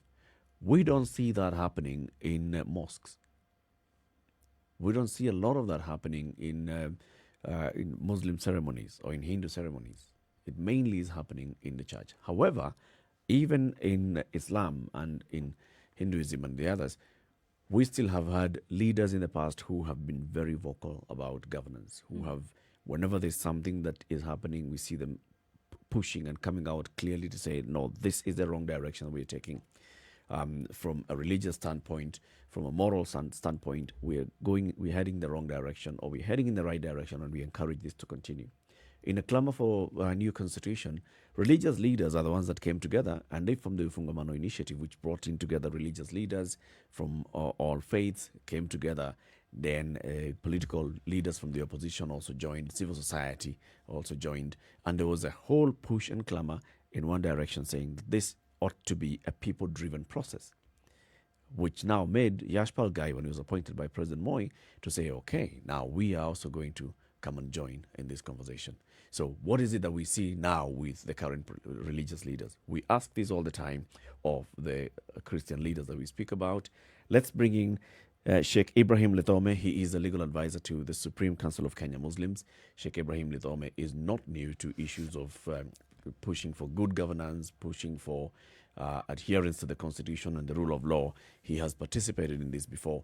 Let's get the perspective. Good morning, Sheikh. Good morning to you. Thank you. Thank you very much for speaking to us. Welcome to the Situation Room. Thank you very much. In the room this morning is Eric Latiff, Nduh Okoh, and CT Muga. Mm-hmm. Now, Sheikh, the question just comes straight up. What is the role of religious organizations and religious leaders in Kenya's politics? Mm-hmm. I think the question should be, what is supposed to be the role of religious institutions and religion in the politics of Kenya? Or maybe somebody can even ask, does the religion have any role in the politics of the country? And the answer is yes. The religion has a very significant role. And as I just heard you say as I was joining the program about the Ufungamano Initiative, just for your information, I was part of the Ufungamano Initiative. Yes, you are. I was part of the People's Commission, and I worked with the people like Getari and the late Ndingi Manazeki. And from the Muslim community, we have the late Ahmed Khalif. You know, all the bad things that are affecting us in politics, we find their solution in religion. My belief, and this is informed by the religious teachings, religion is not just about preparing people to go to heaven. Religion is about preparing people to live well in this world before going to heaven. Mm-hmm. We don't go to heaven perpendicularly. We have to live here. Politics, it's about politicking. Yes, we don't. Now, religion is supposed to guide politics, because if you look at our constitution and if you look at the false promises, I'm calling them false deliberately, because most of the promises that we are given by politicians end up just being that. They just disappear into thin air after they get what they achieve. The solution to the many problems that we are having in politics lie in religion. Talk about lying. Religion will come and tell people, fear God, and don't tell people things that you're not going to fulfill. Talking about negative ethnicity, because our politics is rife with tribalism, negative tribalism. I just need to know your second name, and I can tell you the political party that you support. This is how we are. It is religion that will come and tell you all of us are equal before the eyes of God. Our politics is ailing from inequitable distribution of resources. It's a religion that comes and tells you, fear God. You have been given this position of responsibility. Everybody is equal. Please make sure that the resources are divided equitably to all the people, shared equitably to all the people. About insults, insulting one another and ridiculing each other. It is the religion that will come and sanitize that. Because the religion is, we can say, it's a higher calling. Politics is a very low calling, just about interest in this world. Religion is about beyond this world. It's about being answerable or doing the right thing, whether somebody is watching you or not, because you know there is a higher power that is looking at me, and I'm answerable up there. And being in a position of leadership, you know, it is a position of responsibility, and you are answerable not only to the people, but to the creator of those people, you know. So for me, religion is supposed to sanitize politics. And it is not politics that is supposed to guide religion, but religion is supposed to guide politics. And religious leaders must stand up, because this is their mandate, stand up and tell them this is wrong and this is right. Yeah. But how often do religious leaders do what you've just mentioned? Unfortunately, we are doing very little, and that's why I said from the beginning, the question should be, what are religious institutions and religious leaders supposed to do in the politics of this country? It's because there is that expectation, what they ought to do and what they are doing. Unfortunately, most of us have let down Kenya, and instead of sanitizing politics and guiding politicians, unfortunately, we have fallen prey to the politics. We take sides without caring about where that direction we are taking will take this country, you know. So it's unfortunate that we follow the politicians instead they're really guiding them. That's the problem. Why do you think this is so? I think vested interest. For me, this is vested interest. Because, for example, when you give a politician whose interest is just the political benefit, you give them a religious platform to advance their ideology, and then you've gotten it wrong. Just because maybe of some favor, when this person comes into power, maybe they will do this and that favor, or maybe a favor that you are gaining immediately. That is the problem. And let me talk about my religious community, because I can speak about it with authority. Yep. For us, everybody is equal. If the president of the Republic of Kenya today was a Muslim and he came to the mosque, there will be no special seat for him. He will be accorded the respect just because he's a leader. But if he comes late, he will sit at the back row there. And when he comes there, he has come there to get spiritual nourishment. Right. He will sit down, and the person presiding there, the imam, is the leader of that congregation, and he has to come there and listen. If he has to give his contribution, let him not take advantage of the contribution he's giving to the mosque and use that platform. He's not qualified to stand there and give a sermon. He can talk in political rallies, but not in the mosque. And that's why you will never see any politician, not that they don't ask us. I am a member of the largest mosque in Kenya, Jamia Mosque. Yep. It is known. It is a no-go zone for any politician. You want to contribute something? There is an office where we make contribution. Yep. Go and make your contributions there. You'll be paid by God. You're not making a contribution to a religious institution so that we clap for you. No, we'll tell you thank you, but the bigger reward, we expect it from God, not from people. So But then- this is the problem. But then, Sheikh, there are We those have that will, compromised. there are those that will say that even from the Muslims, there are functions that have been organized by the Muslim leadership that then are you invite the politicians. So it's not in the mosque, but it's in other fora. So we'll see, for example, Muslim leaders going to State House or to Karen to break the fast. And then this obviously is attending a politician's platform, and the politician will obviously speak. Yeah. You see, there is a difference between that religious platform being used by politicians and a politician inviting you there. Remember, besides being a religious leader or following a certain religious community, you're still a Kenyan.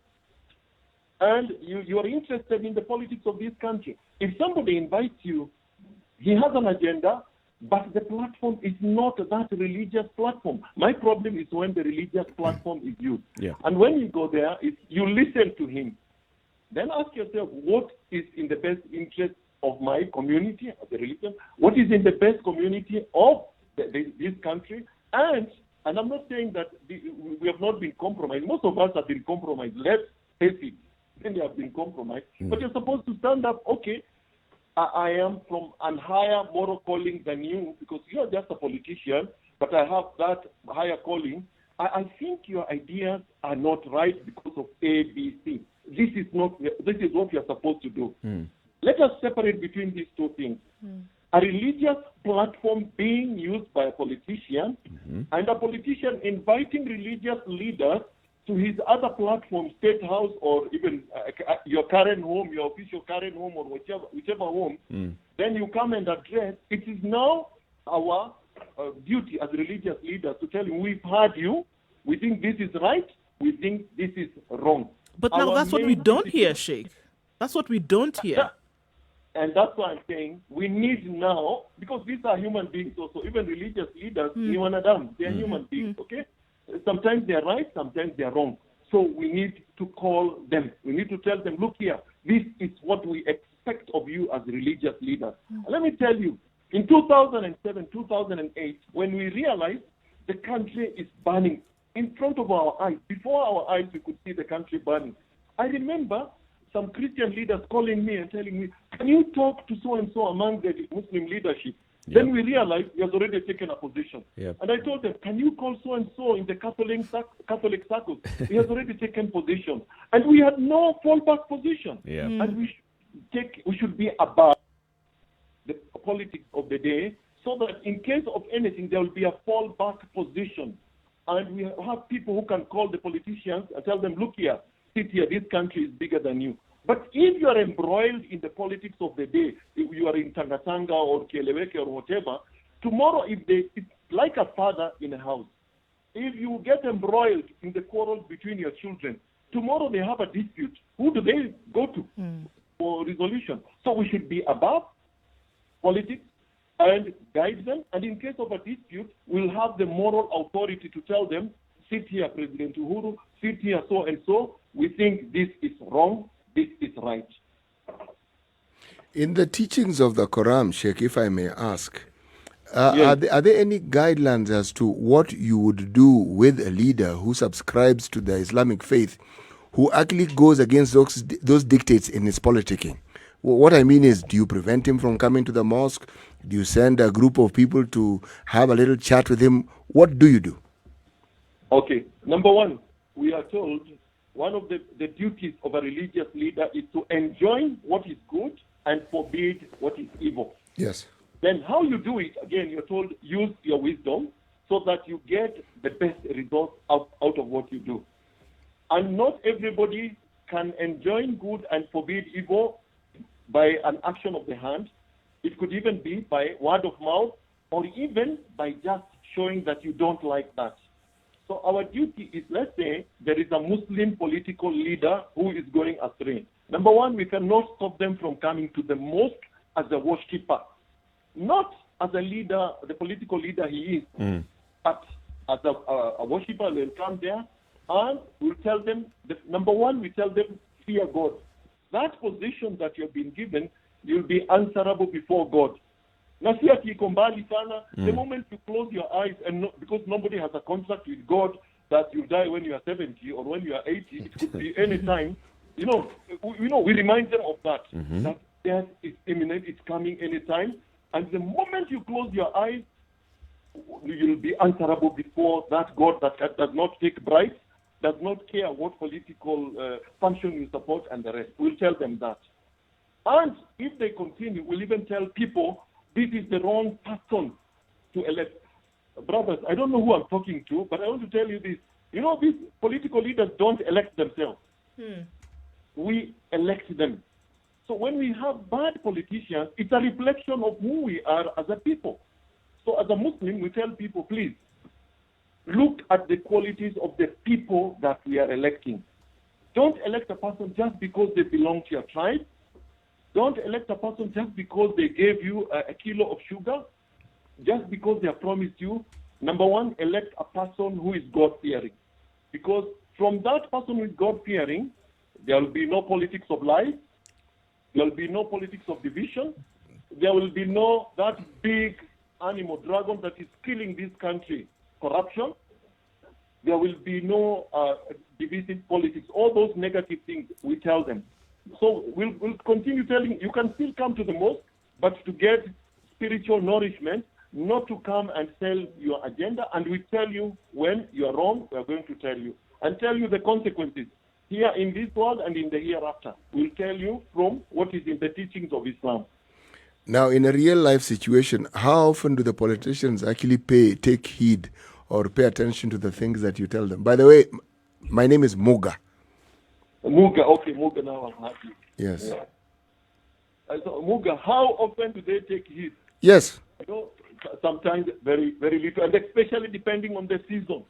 When it is a season like, politician, you know, Muga, they keep on changing depending on the season. If it is a season like this, where we are thinking about 2022, and each one of them is looking for those positions, they will listen to you at that time. But immediately after elections, believe me, they disappear into thin air and get into their tinted cars, and you don't even see them as they are passing, or they will even come and pray in the mosque and at the back row and make sure they disappear before there is a crowd around them. So for me, that should not stop me from talking to them. I will talk to them. In the Quran, we are told, وَمَا عَلَيْكَ إِلَّا الْبَلَاغُ. What is upon you is to convey the message. Now, unajua, even if they don't heed, they have heard you. They've heard you. Just like the hyena that spoke to the rock, said, "Rock, I'm speaking to you. Even if you're not listening to me, but I'm still speaking to you." So we should not stop speaking to them just because they are not heeding. And more than that, it's even for us, actually, we even tell them we are going to mobilize the people against you, and they fear that. I wish we could take that threat and make it a reality. And if Kenyans would listen to the religious leaders, of course, religious leaders that have no political baggage, tell your people, look here, we are heading towards election. We don't want a leader that spreads, malice. We don't want a leader who is corrupt. We don't want a leader. Don't elect them. So we should use those threats also, and they should not just be mere threats. We should make them real, actually, and mobilize. And we have ever done it in some areas. I'm not going to mention where Muslims are predominant. And we have told them in the mosque, look here, we don't want a political leader who is corrupt, who lies to you because it is un-Islamic and religious for a person to lie. Choose a person who is of good conduct, a person of integrity and the rest. Sheikh, this is Eric Latiff now asking the question. You'd say that even before you've been able to call out leaders, you've been able to speak directly to the people and tell them this is a direction that is that's going wrong. In fact, even during the Fungamano time, you actually took a position and you actively advocated that position. Now, in the current situation where we are in, we have leaders and what the leaders are doing, bad governance across from national level to county level, and there's corruption. Is there an opportunity for religious leaders to come out and speak directly about, for example, say corruption, and not just, speak amorphously and say, people, we ought to live by the teachings of Mtume Muhammad? No, just say specifically, this particular county hospital was supposed to be built. It has not been built, or this amount of money appears to have been stolen. Is there such a platform for religious leaders? I think we have the largest platform. On every Friday, like today, at Jamia Mosque, I have about 10,000 worshippers coming there. Every day, 5 times a day, there are people who come to the mosque. This is an opportune moment. And that's why, like 2 Fridays ago, if you monitor what is going on in Jamia, our sermon on Friday, which I delivered myself, was on hate speech. What does Islam say about hate speech? And we warned the worshippers about what happened in Rwanda and how hate speech can lead us to that. So this is an opportune moment because we can see what is happening, and especially what happened is so happening in Moranga, and it's likely to happen in other places, could lead this country to the dogs, as they say. We could be another Rwanda. So this is an opportune moment for religious leaders. Okay, now unajua tunasema chumvi, salt is used to preserve meat when we didn't have refrigerators. But the problem now is when the salt itself needs to be preserved. That is the problem now. I want now to compare the religious leaders as the salt. Sasa chumvi ikiwa yenyewe imeharibika tafanya nini? Now we need to talk now to the salt, who are the religious leaders. You tell them, look here, you people, you have a duty. You're not supposed to keep quiet. You're supposed to talk. and you have this large platform every Sunday, every Saturday, every Friday, and every other day in these huge institutions that we have.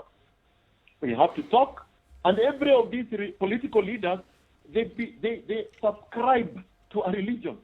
So this is the opportune time, and we need to call upon the religious leaders.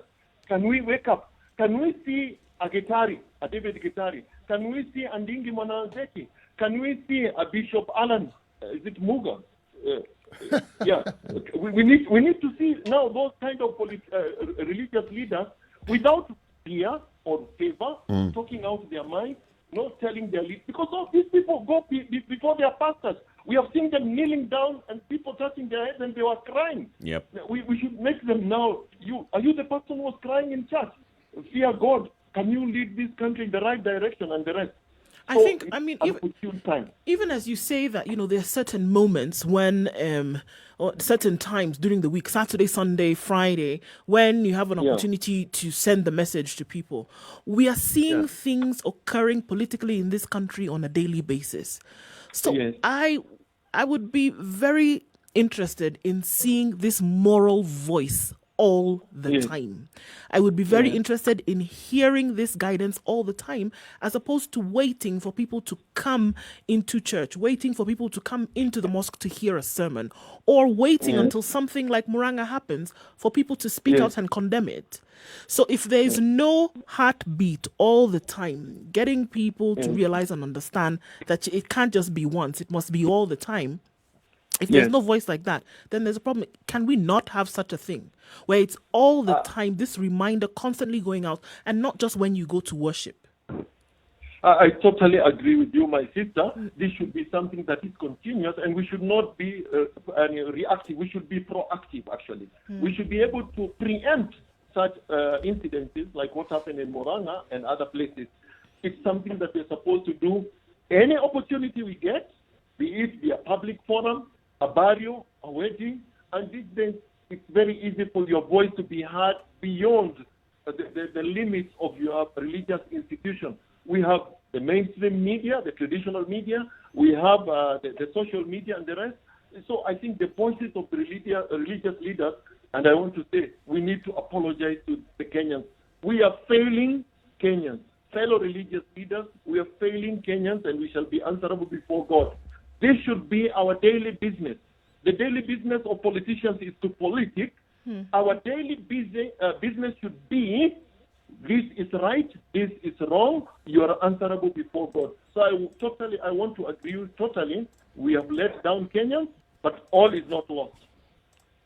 So we should take up this opportunity now and continue talking and guiding our politicians. After all, they are also Kenyans, they are our people, and they are the children of God also, who have gone a little bit astray. Sheikh, this is CT Muga again. There was a time when Sheikh Dor was actually a nominated MP. I'd like to know your views on this sort of situation. Do you think it is appropriate for more religious leaders to have such appointments or such nominations? And do you think that their positions would actually add a lot more credence or provide a soothing balm to the political situations that we find ourselves in? Yes, I totally agree with you. It is right. It is wrong to try and keep religious leaders away from these political platforms like Parliament and other bodies. They should be there. And I remember, even when somebody like the Bishop Margaret Wanjiru was elected, people questioned her, now how are you going to balance between these? And she answered very well, and I want to agree with her. It's people like us who are going to sanitize the politics in that parliament. The problem of my brother Muga and Eric, sijui watu wakienda huko huwa wanapewa kitu gani. People change, I'm telling you. People who are reformists, when they were out there, the moment they go into parliament, they become conformists. That is one problem that we have. But we should have good people, God-fearing people, join the ranks of the other members of parliament and others, so that they can guide them. But we need to get the right people. And even if today I'm nominated by, let's say, a political party, but whatever I do should be above the political party's interest. Should be Kenya first, and what is it that God wants me to do. I've lost the voice now. No, it's back. It's there. So let's take a break now, Sheikh, as we continue this conversation. Let's take a break. We want to see what's happening on the roads this Friday morning. We are speaking with Sheikh Ibrahim Lethome. He is the legal advisor to the Supreme Council of Kenya Muslims. He's a man who's been active in the push for good governance for many years. He's participated in the clamor for constitution, participated in the clamor for good governance. The question that we are asking this morning is the role that the religion should be playing in Kenya's politics. He's amended our question. It was religion's role in Kenya's politics, and it's actually a good amendment. What role should religious leaders be playing in Kenya's politics? 9:30. Time for us to take a quick break, see what's happening skywards and then on the roads. And then this conversation continues. This is the Situation Room, the only way to start your day. Spice up your life. Traffic. Let's take a look at what's going on the roads this morning. Still Mombasa Road, a little bit of a clog up there, but be able to get out of that without too much problems. Still slight traffic as you then try to head towards General Motors, but not too bad. Okay, so it's looking much better than it was earlier in the morning. Still outbound of the city is where we have some issues. On that Maimahi, that stretch is still a problem this morning, and police are doing their best to try and move traffic, but that's where we see it. Bad accident in Magumu this morning, and that has been a fatal one because of lane indiscipline, guys. And so we were hoping we'd finish the week without, but unfortunately that's going on. No traffic on Thika Road getting into the CBD, however, and so that looks pretty good. Not to forget, through the day, Spice FMKE or text on 40127.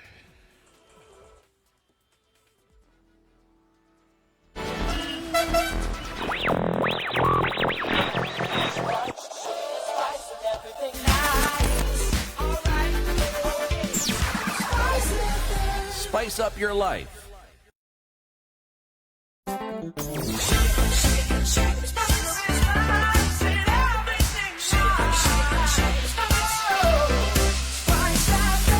Spice up your life. Partly cloudy in Nairobi at 21 degrees, going to highs of 28 and lows of 14 today. Partly cloudy in Njeri as well at 19, going to highs of 26 and lows of 13 with a chance of showers later on. It's going to be a wet afternoon in Nakuru. Highs of 24 and lows of 13. Mostly sunny in Eldoret at 17 degrees, going to highs of 22 and lows of 12. Kisumu will be rainy this afternoon. We'll have highs of 28 and lows of 19. And in Kakamega as well, and the high will be 25 and lows of 16. It's partly cloudy in Mombasa at 28 degrees, going to highs of 30 and lows of 24. Malindi have some rain this afternoon with highs of 29 and lows of 25. Taking a look into Kampala, where it's likely to be a wet weekend. Today, highs of 24 and lows of 18. Partly cloudy conditions in Dar es Salaam. Highs of 32 and lows of 23. It's mostly sunny in Johannesburg at 14 degrees, going to highs of 22 and lows of 13. Lagos continues to send down the rain, 29 the high and lows of 23. Getting well into Friday evening in Beijing, 22 degrees and hazy skies. The smog and fog contributing to this, 23 degrees high and lows of 10. Clear in London at 7 degrees, highs of 14 and lows of 7. And Paris is rainy now at 15 degrees. We'll see highs of 16 and lows of 8. And we'll wrap things up this Friday with New York. 12 degrees now into Friday morning, sunny conditions and clear skies with highs of 22 and lows of 12.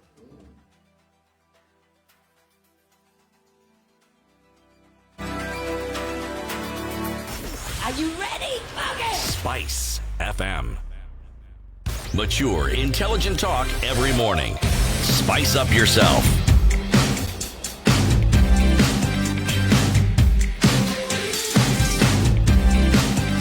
Mornings done right. The next 27 minutes we 94.4 continue this Spice conversation with Sheikh Ibrahim Lethome. We also want you to have a conversation with the Sheikh. 0719-012-600 or SMS 40127. That's 0719-012-600. Sheikh, so yes, you've talked about the leaders that we've had before, the religious leaders that we've had that have pushed for good governance. You keep mentioning those names, and it's instructive to note that you're not mentioning a current name. Should we then look at identifying few current leaders and saying we hoist them into positions. For example, the leadership of the Interreligious Council of Kenya have a more vocal leadership and such, so that then we can have leaders from the religious sector who are speaking, and then maybe they'd be able to even shepherd the other religious leaders who have gone astray. Yeah, it's unfortunate we keep on talking about leaders who are. It's as if we have a void now or a vacuum, but that is not true. We still have religious leaders. It's only that they have not taken up their positions, but we have them. And as you rightly said, we have the Interreligious Council of Kenya, which is a forum that brings together all the different religious communities in this country. And I think this is the high time. Father Joseph Mutie, who is the current chairman of the Interreligious Council, I think they should stand up and talk. And nobody should tell them, you have no business in politics. Remember, even when we were doing the Constitution of Kenya, somebody somewhere said that Wanjiko has no business in doing politics or doing the Constitution. It is the politicians who are supposed to deal with the Constitution. But we stood up and defied that very powerful individual who was there at a time when it was almost unheard of or unimaginable to stand up. And that's why we started the People's Commission, and Parliament started its own parallel process. But we are able to bring that process in Parliament to a halt until we negotiated, and that's how we ended up being in CKRC. Some of us joined CKRC from Mukungamano. Yep. We were representatives. So we just need to come together and realize the power that we hold. Eric, one problem is this. You see, between a buffalo and a lion, I think when we talk about physical strength, the buffalo is stronger. Unfortunately, the buffalo doesn't know its strength. That's why it is eaten by lions. If buffaloes discovered the strength they have, lions will never eat them. But so the religious leaders need to realize the power they hold. And that power is important in sanitizing our politics. So they should come out and exercise that without any compromise, with just one thing in mind: what is in the best interest of this country? What is this that God would want to see for his people in this piece of land that is called Kenya? So we need to rise up, and we have them. In every religious community, we have leaders who can stand up. They just need to be reminded that they have this duty. Now ambiwe wasipofanya hivyo wataulizwa na Mwenyezi Mungu, and they have no business just preparing us for heaven. Yep. We need to live in this world before heaven. And, just hearing what you said, and in terms of the constant reminders that need to be given over time. Now, it would appear that, is there some kind of fear, just like you've said now, is it fear or not realizing really the power that you hold? Or when faced with these politicians, as it were, is there some kind of hero worship that takes place, and this is an individual who is greater than I? Because we don't hear, we don't hear the voices. So just we say we're all human beings, even from the point of religious leaders. Is there some kind of fear or kind of honor or worship that goes to politicians? Let me not talk about fear, but maybe it's a combination of several things. And one of them, in my view, is huyu ni mtu wetu, ni mtu wangu. So looking at the ethnic affiliation also has a role in this. And also, this is a person who is like returning a favor also. It's payback time. How am I going to castigate this person who helped me put up this and that, and contribution this number of million of shillings to our project here. And then there is that also, this is a leader, and you forget that you need to guide that leader. So it's a combination of many things. If it was maybe during the one party rule era, I would say maybe there is fear. But you see, even at that time, those terrible times, we still had voices of religious leaders like Alexander Muga and others who stood up. So I think it's more of Nimtuetu. This is ours. Whether it's wrong or right, he's ours. And it's payback time. There's some favors that he did.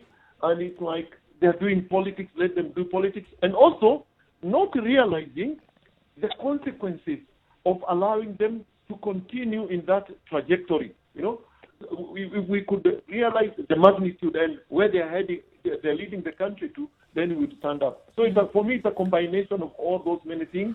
call it also maybe some element of hero. You know, in Islam, when you talk about worshipping a human being, it's almost blasphemous, but it's sort of like hero worship, you know, that this guy is above all The rest of us. the rules and regulations and the laws, and even the spiritual guy is above. Yeah. I think it's a combination of all that, in my view. Let's take a call. Going to the phone line 0719-012-600. Speak to Sheikh. Sheikh Ibrahim Lethome is on the line. Lydia in Parklands. Good morning.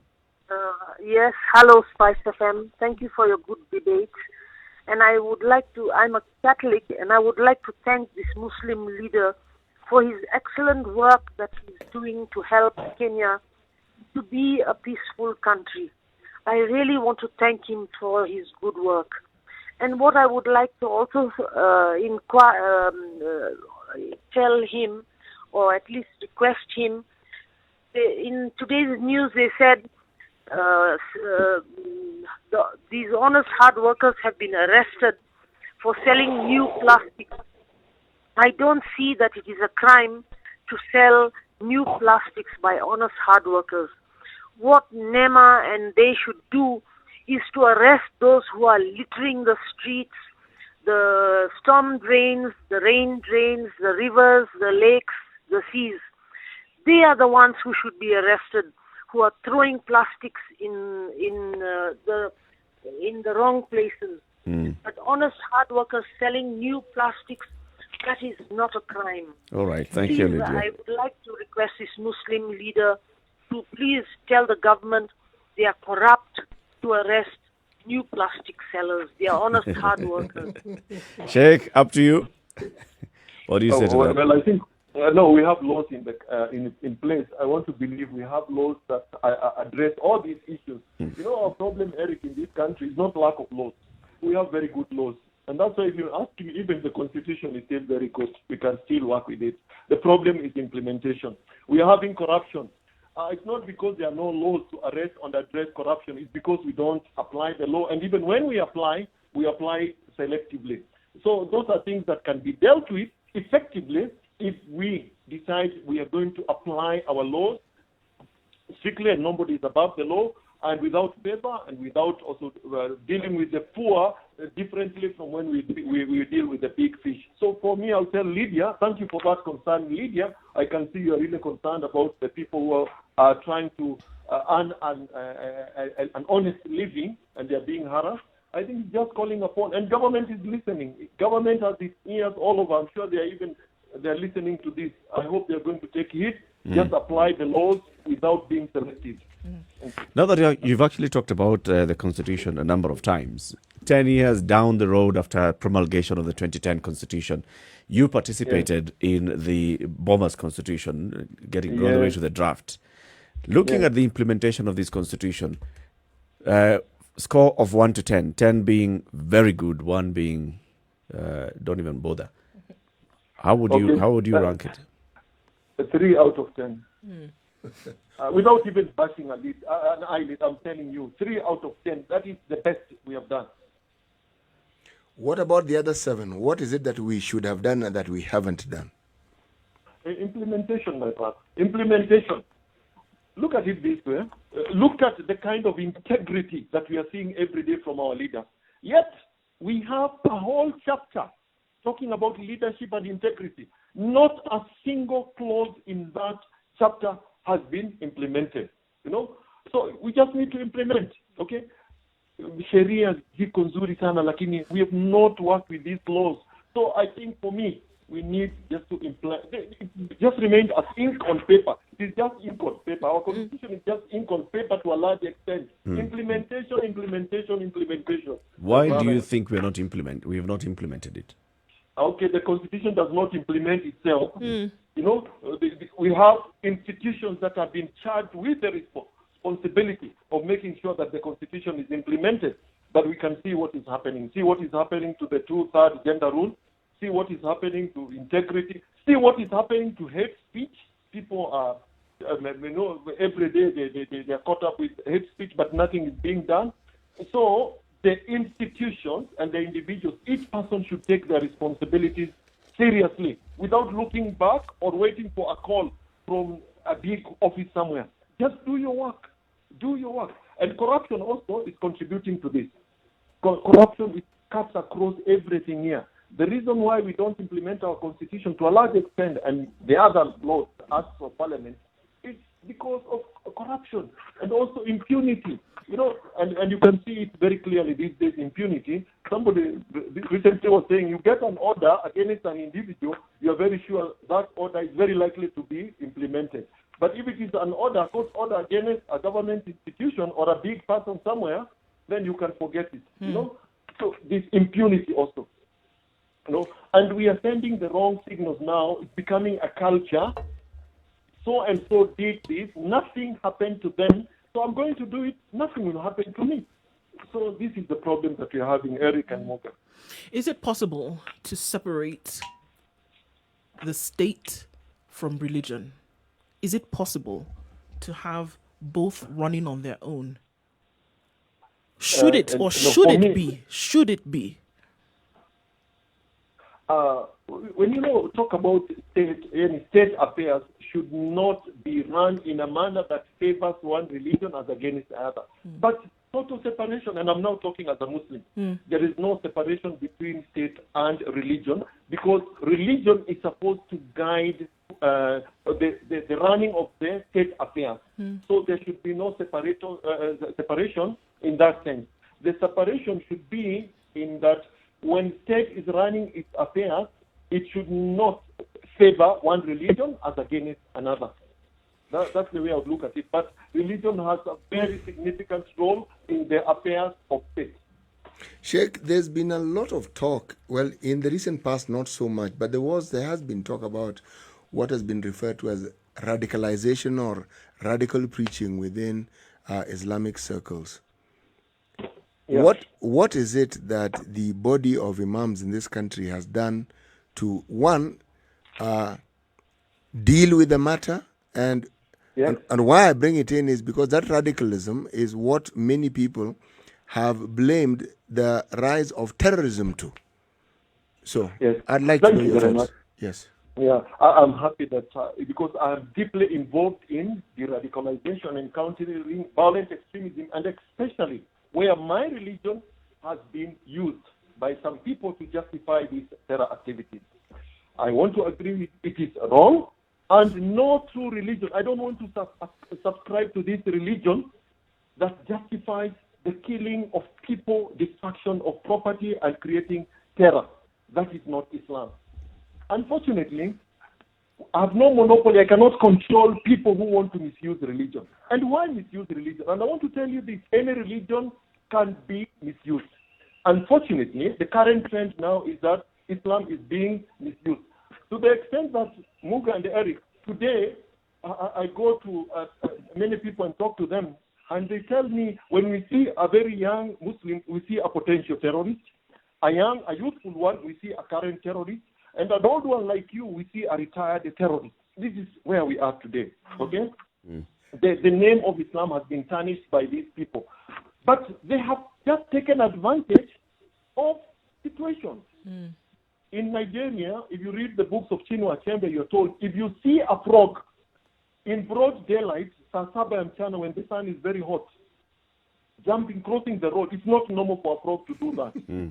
Before you blame the frog, you need to ask yourself, what has made this frog get out of its hibernation? This is the wrong time for the frog to be there. Why is it behaving abnormally? So it is wrong. Our youth are being radicalized and the rest. But have we ever sat down and to find out what are the underlying root causes? A good doctor would not just prescribe medicine, will diagnose. So number one, we say this is bad, terrorism is bad, radicalization is bad, violent extremism is bad. Fine. It was happening in other countries. It has come into our country. It is here. Our young people are being radicalized. Why? It is because of the situation that our youth, and I'm not trying to say there is any justification, but contributing factors. Today, and I've ever done it, I meet some youth, Christians and Muslims, and ask them, would you rather meet with the police at night or with some thugs? Say, I would rather meet with the thugs, not with the police. What does that tell you? That there is a big gap between our security agencies and the public. And that's why community policing has failed. So harassment by security officers has pushed the youth. How many youth do we have out there? Even the ones who are being killed in Madioya and Muranga and other places, the ones who are swamping the rallies, the political rallies, these are youth who are idle. These are youth who are frustrated, graduated 4 years ago, 5 years ago, they have nothing to do, so they are frustrated. So there are so many factors that have made our youth vulnerable. And then on top of that, the use of religion. Let me tell you, religion is the most powerful tool to lead a person in the right direction or the wrong direction. Alice Lakwena, and she called herself prophetess, I don't call her that, she used Christianity to lead people into a revolution. Okay? And the KKK, the Ku Klux Klan in America, they're using religion, the Bible, to come up with a very radical movement.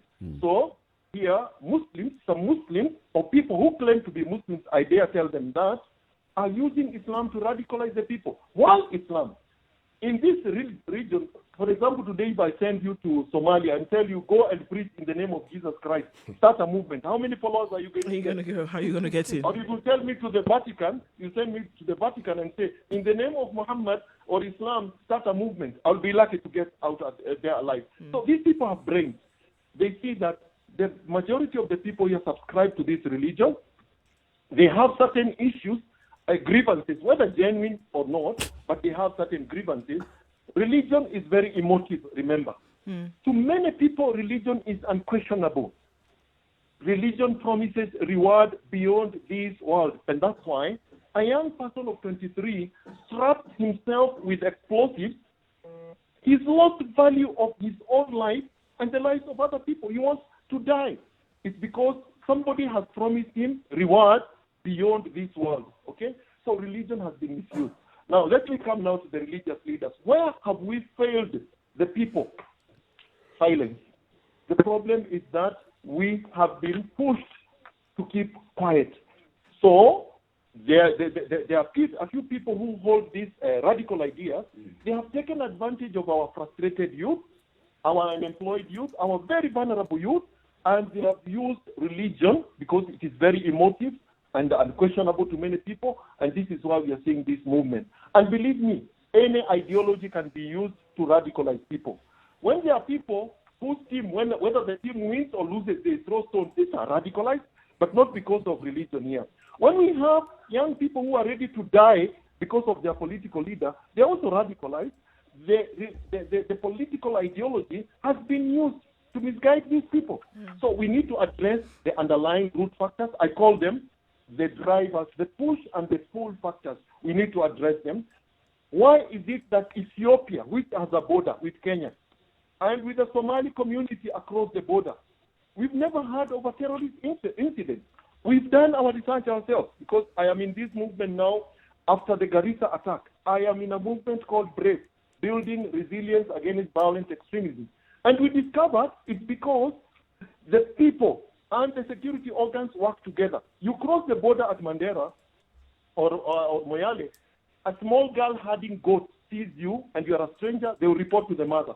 The mother will immediately go to the nearest police post and report, we have a stranger here. It doesn't happen like that in Kenya. So we need to look at the problem and also the causes of that problem and address both. Otherwise, we'll just be whitewashing. We need to deal with both the symptoms and the causes of this. And I want to tell you again, and I want to say it very loudly, Islam is totally against violent extremism and terrorism. It doesn't matter whether somebody claims that they are doing it in the name of Islam. It's wrong, wrong, wrong. It's wrong for religious leaders to keep quiet. They need to correct misconceptions about religion and tell those people who are using religion wrongly, we need to talk to them. That's all I have to say for now. Sheikh, this is Nduh, and just asking that question, as you say that even, and you're looking at cases where, I mean, even this week and the week before, reported in the media that government agencies are now looking at ways in which they can stop this radicalization of young people. Are religious leaders in that conversation, or are they watching from the audience and listening to what the government is saying? Because I see it as a perfect opportunity for this marriage to take place between state and religion. This is one example. Yeah, thank you, Nduh.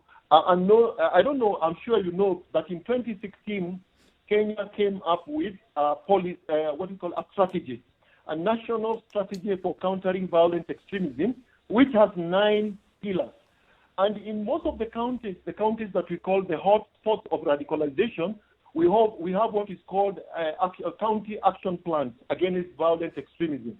And if you look at those 9 pillars, there is a strong element of religion and culture there. And that was informed by religious leaders being consulted. I personally was consulted, and a few other religious leaders were consulted, and we said the religious narrative in the violent extremist ideology can only effectively be addressed by people who have authority in religion and who can understand how the religious teachings have been misused, understand those religious and violent extremist religious narratives, develop effective religious counter narratives and alternative narratives. So we are not spectators in this. I can tell you authoritatively, we are very much part of this. I personally am involved. I talk to people in prisons, even the violent extremist prisoners in prisons. Yeah. We go and talk to them with a view of trying to de-radicalize them in a prison. So we are very much part of this conversation. Okay. We want to thank you very much, Sheikh, for speaking to us today. Sheikh Ibrahim Lethome is a legal advisor of the Supreme Council of Kenya Muslims. One final message to the people of the Republic. Hate speech and the consequences of not arresting hate speech, whether from politicians or from anybody. I think Kenyans, we have no other country to go to. This country thinks, will think all of us, and most of the politicians will take off and go unless there is corona. Corona is the only thing that stops people from going to seek medical help outside. So this is our country, it doesn't belong to the politicians. We should not allow anybody, no matter what their position is in this country, to destroy this beautiful country for us. And we are not Kenyans by accident. We are Kenyans by God's divine plan. We have all the rights to protect this country. Let the law take its course. Let those who have been caught up in this hate speech thing, let them face the full wrath of the law. Right. God bless Kenya. Asante sana. Sheikh, before you go, we noticed that you are a man who likes using African sayings. So every day on the show, we have the day's proverb by C.T. Muga. Let's hear today's proverb and its application. Wood touched by fire is not hard to set alight. Wood touched by fire is not hard to set alight. A mind already exposed to knowledge is not difficult to educate. Very good.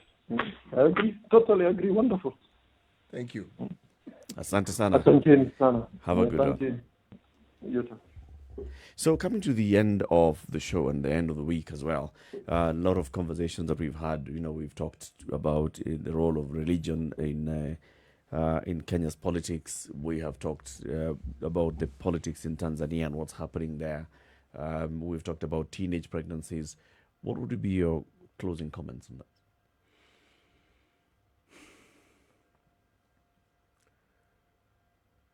Expanding the avenues for opportunities for everyone. Ensuring that hope is based on the understanding that those opportunities are possible. That brings stability because it encourages and it engenders hope. Opportunities for all. Opportunities for all. Very good points. Well, I think just looking at the effort that needs to be made, then in even if it's looking at those opportunities, the effort that needs to be made, whether you're talking about an election, whether you're talking about, teenagers then involved in sex and then getting pregnant, whether you're talking about religion, really are we actually making an effort? And I think that we'll find that you can get results if you make an effort. And unfortunately, so many things go wrong, not because the conditions are bad, but because enough effort is not being made. So maybe it's time to just put in a little bit more elbow grease to some of these things. Right.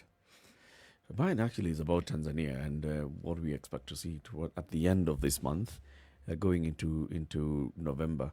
And it's really hoping that the situation in Tanzania doesn't get out of control into a position where the government and the people are not in agreement.